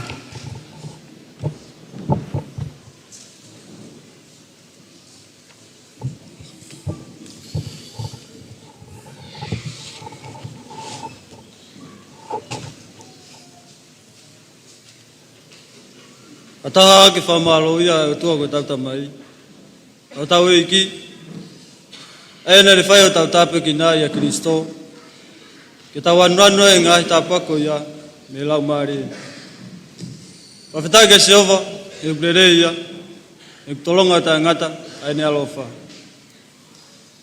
Guest of honor, Honorable Waske Latu. Distinguished guests and my fellow graduates. It is both an honor and a privilege to stand before you today as the head boy prefect of Ahopanilolo Technical Institute, representing the graduating class of 2024. On behalf of the graduating class, I would like to express our deepest gratitude to our school, Ahopanilolo Technical Institute. This institution not only equipped us with the skills and knowledge we need for the future, but also have been a home, a place of growth, and a foundation for success. The values and lessons we have learned here will stay with us for a lifetime. I would also like to extend a special thank you to our principal, Mrs. Maritina Hiriarte, whose leadership and vision has guided us through this journey. Your unwavering support, dedication, and commitment to excellence have played a crucial role in making Ahopanilolo a place we can thrive. We are grateful for your leadership, which has helped us shape our academic and personal growth. To all our teachers, we are deeply thankful. You have not only imparted us knowledge, but also have been our mentors, guiding us through both in highs and lows of our academic study journey. We have challenged us to be the best version of ourselves, encouraged us to think critically, and most importantly, believed in us even when we are doubt ourselves. Your patience, hard work, and passion for teaching us have been the pillars for our success. We truly appreciate your dedication, and we will carry the lesson you taught us for our lives. To my fellow graduates, the class of 2024, I stand before you with a sense of pride and gratitude. Over the course of our journey, we have become more just a classmate.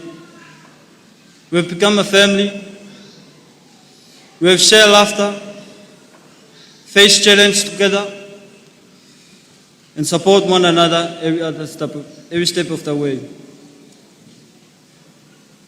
Each one of us has contributed to making this year a memorable. And as we step into the future, let us carry our friendships, experiences, and memories that will shape us during our time together. Though we may be taking different paths from this day forward, but that bond we share in the class of 2024 will always remain strong. We have learned together, grown together, and now we move forward together. A heartfelt thank you for our parents, guardians, and families. Your sacrifice, love, and constant encouragement have been the driving force for our success. You have supported us through our late-night study session, every challenge, every victory. This achievement is much as yours, and it is ours. Thank you for believing in us and pushing us for our full potential.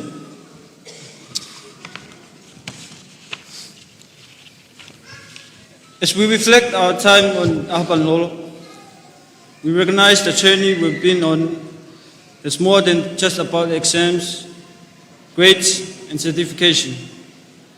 It's been about personal growth, resilience, and the preparation for the future. We're no longer just students, we are the future workforce who are ready to face the challenge of the world outside these walls. Last but not least, I would like to say this to my fellow graduates. The roads ahead may not always be crystal clear or a piece of cake, but it is ours to navigate. Let us carry the lesson we've learned, the friendship we've made, and the values installed in us by our teachers and school. Let us attack the future with pride, knowing that we are equipped with a positive impact wherever life takes us. We are the true future of Tonga, you and I. Keep your heads up, sky is the limit. Thank you once again to Ahopanilolo and to all who have supported us along the way. Congratulations, class of 2024. We did it. Malo, toa whatu.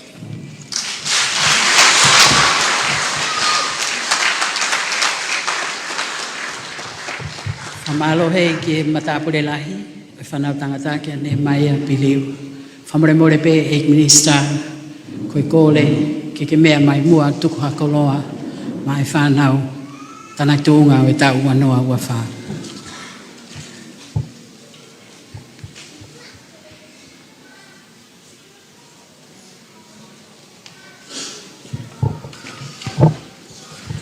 Kore ke ufa tape moe afio ai o tua i ho tau loto ngā. Tape moe hau e whonua, tamakatupo wono. Tapu ke tahi ne kuini na spau, tuku Whatapu ke tama prinis kalau ni, pe moe whare hau moe ofu. Whatapu atu ki he vika seniare, tare ki ta ako ai siasi. Kai pe he, ki he pure ako. Pe moe katoa e kau whakaafu. O tau kau whakatahe aho mahu ingani. Whatapu ma e tau whanau, manau tole ahon. Pa kou kore ke ufanga ngai tala whakatapu ko osi honoa whaki. Kai taa moe motuani, ke whakafonga atu ai whatongia ko en. Tau whakatai ko toa peki atua, i hene taki whanonga hao. Taki ma e tau ngahi mo ui o tau au sia mai, ai aho whakakoloa ko en. Pa mon be lauia ai punake, ko hanai hata tau, ko ha ai tuha, ai fia, ene tu maunga. Paka tu maunga ko ai fia, o ha ia, ihe ahoni. Wange ko e taurea tonga, ko e aho o e wari a tama, pia ko e aho o e tama, tu he whae. Fia matuani, ke kau whakataha mo ki mautolu, kai pehe ki hako anga whakatikinikare o Ahopanilolo, i tauhanga kātoa ngai ai maka maire, aia o kumua usia i he aho whakakoloa koe ni. Pako tu muakia e fia koe tanusia o tau whakahoko. E kua ngai koe rea tonga koe hakau o e aho ni koe whanua ia e kahau. Pe koe mea ia pou ki ai pureanga, pou ki ai ngai siasi, pou ki ai whanua me mātua tau i whanau, ke taulanga hatonga e tu uloa, hakahau, mua whanau, mua kakai, te nau whakahoko, ha unua ki whanua, ma atonga mui whanua, o tau ofai. Whanau, koe ahoni, o koutu ke whawhonga atu e ikpare mia, pehe ki he pureanga, ai whakamalo ia mui honga ia, whakataha mui tu ke pou, ki he siasi, kono uhinga, koe langa ngā ue o kwhai, ma e whanua tu pō muhou e ki mōni pe lau ia koe e puna ke mo ngā hihimi, o kei tu pe o ngā orive e ua, pure a ngā pe a moe siasi, ka mālohi a whanua. Pa koe a koe ngāni, o kunihanga whakamahino mai, ai mahu inga o e whanau pe a moe hako tupu o e whanua. Mahino o pito e me ai pehe tale kita hako ai katolika, so ane vahe. Kai pehe ki he kau whai ako, pe a moe pure ako. Ai malae ako, ai mahu inga ki alu whakataha, ai tawha aki whaka eka te mika, pe a moe te kinikare. He kai ke malawa ki alu eka te mika, ia te ia pe, ta e alu whakataha, pe a moe te kinikare. Pe koe langa whakalanga ia hawa whanua, kua pau, ke na whepou waki. Koe haoni whakawhiawhia e tau o ngona, i he tāna ki tuunga koe ni, ahono he aki, ai ngahi whekau aki. Ai ngahi potungau e pure anga, ai tau malu i whanua e tonga. Ai potungau e ngahi ngau e whakaloto whanua. Ai potungau e whakatau aki, ai pehe ke taki mamata. Ai ILO, peko International Labour Organization. Ai ngahi kautaha whakawāhenga. TNQAP. Aki nau tolu, nau whekau aki. kono langa o ako angani. Whamalola hiat pure ako. Koe ngāwe koe ni koe ke pūria he motuani. Koe langa ako ko pau ke whai hono whakatoka ngai, pe koe poate ai pure anga, ko pau ke ne hanga o accredit. Pe te ne hanga o tari ai ngahi polo kalama ako ko ni ke whakatoka ngai, o ikai ngata i tongani, kai peheki mamani foki. Koe ako koe ne esas katolika, mo ako tikidikare ko Ahopanilolo, ko nau whakakato a ngahi ngāwe ko ia, pe aku tau kau he lau, pe aku tau lau i kau. Make hange fia tangata aiki vika sendiare, ko aku whanongo pe au fia noa i peko e tokolahi, o ki nau tolu ko ui he aho niko e kau wawa. Pe ikai ngata ai, ko e pure ako, ko e wawa u foku moia. Pa neongo ngari pe ia, ko ha whakawaha a whanua, ka koe mea le rei e tau whakawaha a whanua, ko no ingake ne teke, ai ako, i he whanuan. Koe kau mai koe na e motuani o kou ia e poini mahu inga, o kou whakafofonga mai, tau te whit ke potunga au e whakatau aki, pia moe langa whakalaka whakaekonomika, kai pehe ke potunga au e taku mamata. I maaso e tau ni, hange peko ia o mou mea ai, mea i he vika sendiare, kai pehe ke tare ki tako e siasi, pure ako, na e whae ngau e whakataha e potunga au e whakatau aki, langa whalakala whakaekonomika mo e kautaha e ngai business tau taha a Tonga, piko Tonga Chamber of Commerce. Whakataha ia pia mo e apiako ADI, i he polokalamaku ngā ue ai aku iloa whakapapalangi ko apprenticeship. Pako e fuafua taimi eni, whakaivia mai e he potu ngā ue ai polokalama piheni. Tupunga bea e he mau whakatoka ngai, ai ngahi mea lalahi koen whikawake mo e tuunga e mau ngā ue mo e tau keifa ngā ue. Whakaloto whanua. O kulahi pe ngai whe mau ngā ue me sektoa ngā ue, ka kei lahi pe e ta e mau ngā ue i he whanuani. I he tauni me i Januari, ki he wike uluake o Novema o e tauni na ere kote e potu ngai whakatau aki pe mai langa whakalakalaka whaekonomika, ai ngahi tuaki ngā ue e tahawhi wangeau. I kai kau hene e ngahi tuaki re tio e ni ihi, ai ako e hiki eni me he fitu ngeau tupu, mi he tau kua o si. E ngai savea ko whakahako e potu ngā web, pia me ngai whepo tala noa aki, pia me ngai sektoa pisinisi, pia moe whakamatala, o ku mau, o ku kawa e ako angani e ako anga o mahu inga, pia ku naulawa ke nau ako pa nau toyo o ngā ue ako, pia mo whakahoko a ngai ngā ue e ngai pisinisi me ngai sektoa i he whanuani. O ku whaampe ke whakahaa, ke mo ilo i whanau, a mo tau tau tuku he aoni, koe ahoni, o kuia e pore lahi o whianga hangai mo e whanua. Pa koe pore koe ang makatuunga i he toko lahi o tau kakai ko au hia, pe more ki muri, i he polokalama tori fui akau, ai au whakahoko kin usila pe mo asleria. Na hanga pura anga o hifoaki e hala whanonga, pe koe strategy koe whakakau koe hala hafounga, te tauhanga puke ai ho tau kakai, i tongani piko haa whaunga e oseang e aho, e malama e tau toko valuafe konu mei lolotonga i muri e aho ni, ke nau foki mai pe te nau tokoni ki whanua. Ma ke heange me langa whakalaka whakaekonomika mo e paanga kuna o mai ki whanua, ka koe pore lalahi au whianga ngai mo e whanua e aho ni ko i kai toi mau hakau ngā ue. Tau te whito ki sektoa taki mamata pe mo e ngahi ngā ue anga. Pa koe konga hala whanonga ko ni whai ngā ue ki ai, whataha pia mo e pure anga nuu sila pia mo asleria. Ke whai hono a koi, pe kono whakalakalakai e tuunga whakaako uia e whanau tau te whito, ke ta whaaki whakatenikini kare. I he tui, koe leleianga e tuunga whakaako te na wau ki ai, koe leleianga e tuunga ngāu e whie mau mai ki nau tolu, pia mei muri. O i kai ngata pe i he tori fui akau, pe koe tori apere, pe koe tori karepe. Kai malawa ke nau toe ngā unuange ke ngai sektoa ke he, i he tuunga mo e re volo, o kuia e nau tau kei. O hange ko ia, o ku tau whakamooni ki ai e ahoni. Taim tatau o kwhai a whakatala noa, ai potu ngā ue, ki ngai ako ngā tekini kare kehe, ngai malae kehe. Ke nau kau e proklama apprenticeship koe ni, me he tau Apifo'ou. Peke teka e pe mo whakaivia e tau whanau e ngai tariniti ngā ue tekini kare kehe, ke hoko, ko ha mau anga mo ui i he kahau. I he wikeni o whakahako e potu ngā ue e uruaki talatala noa mga i kup whelawei, o whakatatau ke mau ngā we I tongani.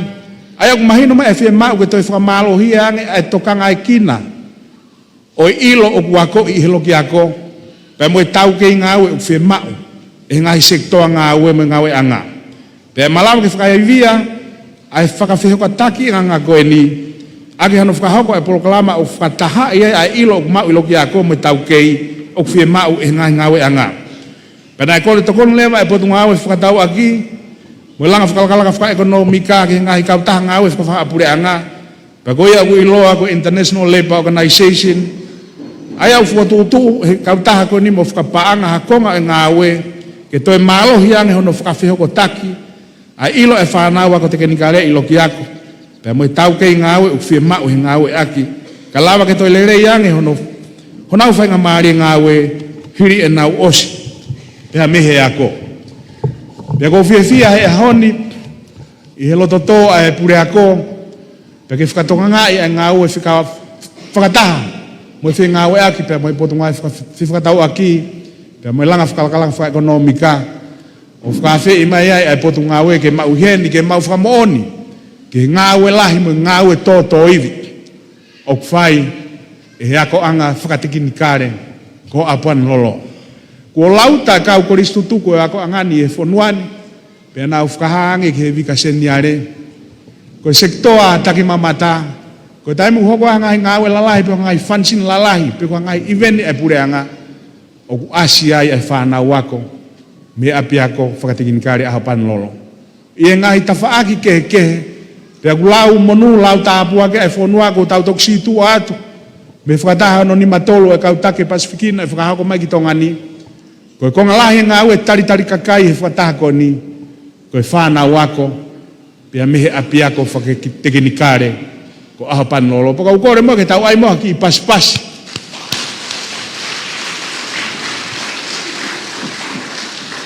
Ki e tūnga whakawhia moola le rei ko ia, aia u whakahoko he api ako ni.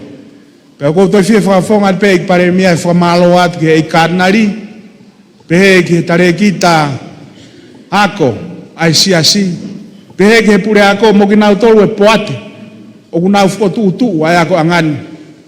I hano whukotu ha api ako, ke tu o pou, ki he ngahi ako anga whakatikini kale lalahi e whonuani.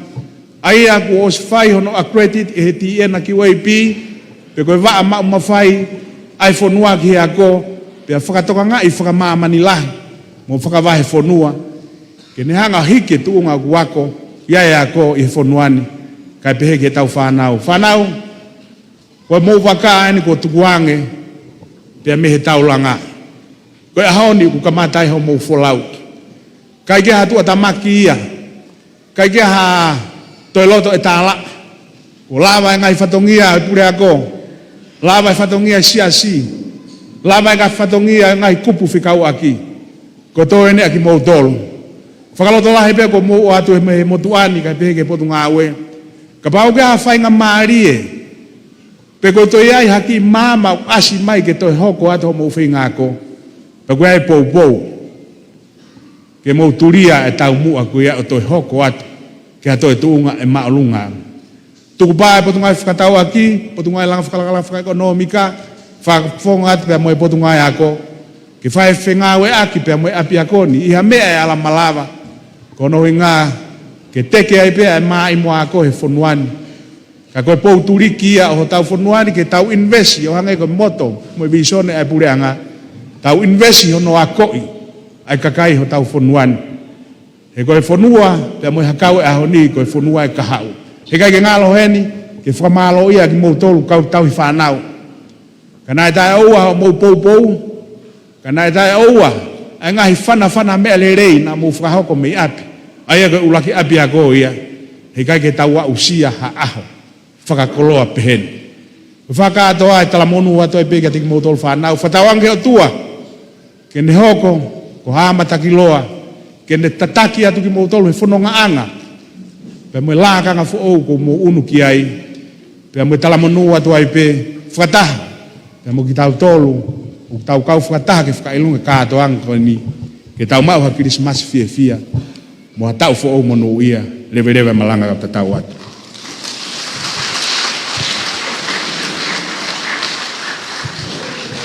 Whamalo hei ki i whalangilangi o i kātoanga, Honourable Dr.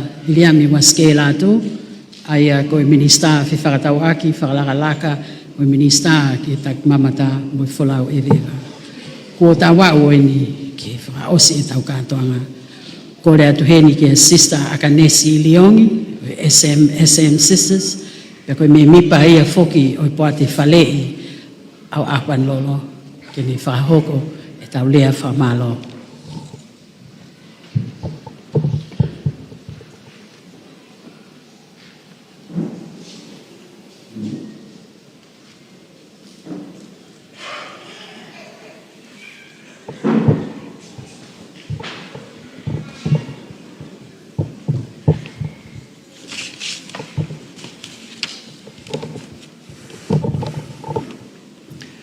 O ku haka haku loto e eiki. He kua ke whai mea whakaofo mo ki mautolu i he ahoti. Toko panua ke ungatu i he tau whae tapu ko Maria. Ke whai ahono whakawheta ia mo wikia ai tae hamai. He koe langi o ku aana ia. He kaneta e oua ia. He kai ke tau mau, ha aho whiewhia mo whakaofa o whapehe. Ki he whakawhe whakalangilangi o e aho. Minister of Trade and Economic Development, Honourable Dr. Iliami Waske Latu. Ki he vika seniale mo seniolo Ludovico Finau. Ae tare kita whakakatoa o e ako i sias katolika, Mr. Soaniva. Pea pehe foki ki he toenga o i kau whakaafe, o ku taulo nuku whakataha i heni. O ku ware a hoku mutu, ke u whakamatalai ai fia mo e loto honga ia moon. I ho o moutari lelei, ai whakaafe na e whakahoko atu. O ko mau ilo i pēko e taimi, whemo e mo e kinaini kia te ki mautoro. Ka kua mou tuku taimi, ke mou mea mai, ke tau whetaki ni ma whakataha i he poupou, mo e whakaloto lahi, ki he whamiri o Ahopanilolo Technical Institute. Me he takele o ho mau loto, o ku mau o atu ai, a e mau whakamalo. Malo lahi. Ki he mātu a tau hi whānau, ko listu tuku, pea pehe ki he kaunga mea mo maheni. Malo mua e tariangi, mo i poupou malohi, mai ki he e tau whānau. Makatu ungai a e nau malaba, ke nau i kunai, a e tau whakaako ko eni. Ai whanau ako whakaosi o e ta uni. Malo ai kātaki, ngau e malohi, mo e veke, e whakatupulaki, ai ngahi tale niti, na e whakakoloa aki mautolu e he otua. Kua lava, kua mou i kuna. Ki mua ke tatau atu, o kua loto mua, ke whakafofonga i atu ai pule ako, Mrs. Maritina Apikotoa Hiriate. Pea pehe foki ki he toenga o e whamiri Ahopanilolo Institute. Hatala monu whakakilismas kia te koe Honourable Dr. Iliami Waske Latu. Vika seniale, pea pehe ke he tare ki tāko, kauma ai kau whakawhe hono kotoa. O mau o atu, pea ofa, ke mo mau ha Christmas fia, mo hatau fo'ou monu ia. Tua ofa e ki atu.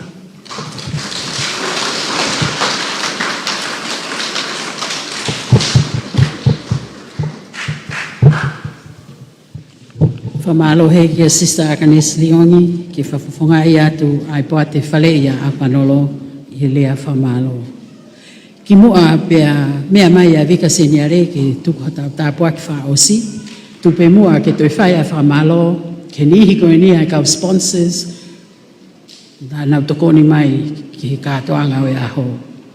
Ki he SMSM Sisters, Carmelite Sisters, Sacred Heart of Jesus and Mary, ki Father Tariai Hausia, Jacks of 2018, Laumanu Waske, Class of 2023, Women's Leagues of Upper Hutt, Wellington, New Zealand, Ahopanilolo Advisory Board, Pepehefo Kikihe BTA, Broadcom 87.9 FM.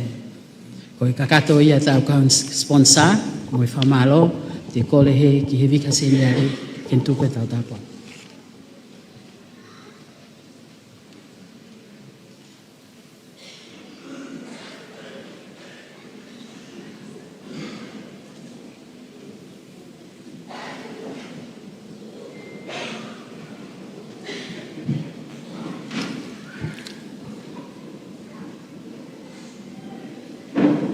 Kore pe mua ke kau kamata ke tau lotu anga maheni pe o e taimi hoko ai hongo fulmaua o e tau whakataha i he whetapa ai angelo pe hiri pe koea te o atu ai pe ai tāpuaki whakaosi i wawhai tamai moe al lau maari e ma oni whetapa ai angelo ai eiki ki a Maria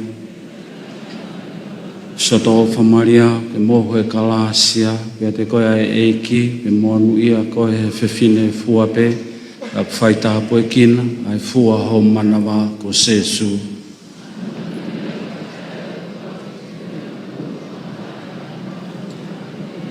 Ko au, koe kaunanga ai eiki, Soto Maria, ke moho e kalasia, ke te koe ai eiki, ke monu ia koe he whewhine fua pe, ka Tongatapu e kina, ai fua ho manawa ko Sesu.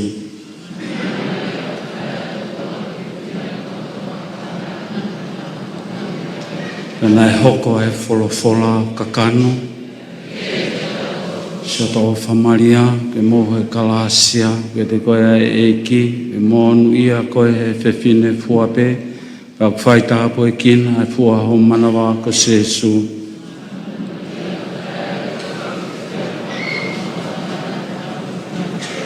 Ke huwhia ki mautolo e koe Tongatapu ai o tua. Lau whakataha ki tau kore. Se o mahuloto, mautolo ni maelo e tuptangata ai al koe Kristo e whetapa e angelo. O whamai e mau hoko atu ki anu mamai no kolos e kolorie e te mo ui se Jesu Kristo koho al maweki. Amen. Tongatapu se Jesu. Sangato petelo sa nere. Sangato so sefo.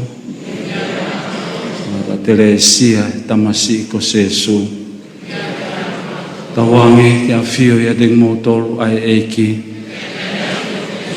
Peki hifo mai, ke te motolo e tāpua ki alo whae o tua mafi, koe tamai moe alo, moe lau maarie ma oni. Maro.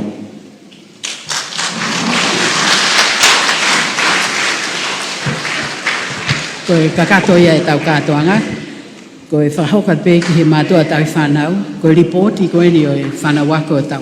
Pe koe kakato ia e programa koe ia o e hongani, tāna tūma koe ia e pia koe tēne kāre, ko Ahopanilolo whakao atu ia, i horo koe ia. Kono whamanatua, pata si o whinau e mo se so where kakara, i mawhanga. Mo whamaro e bepo ke egminisa moi, whafonga Tongatapu hiwa.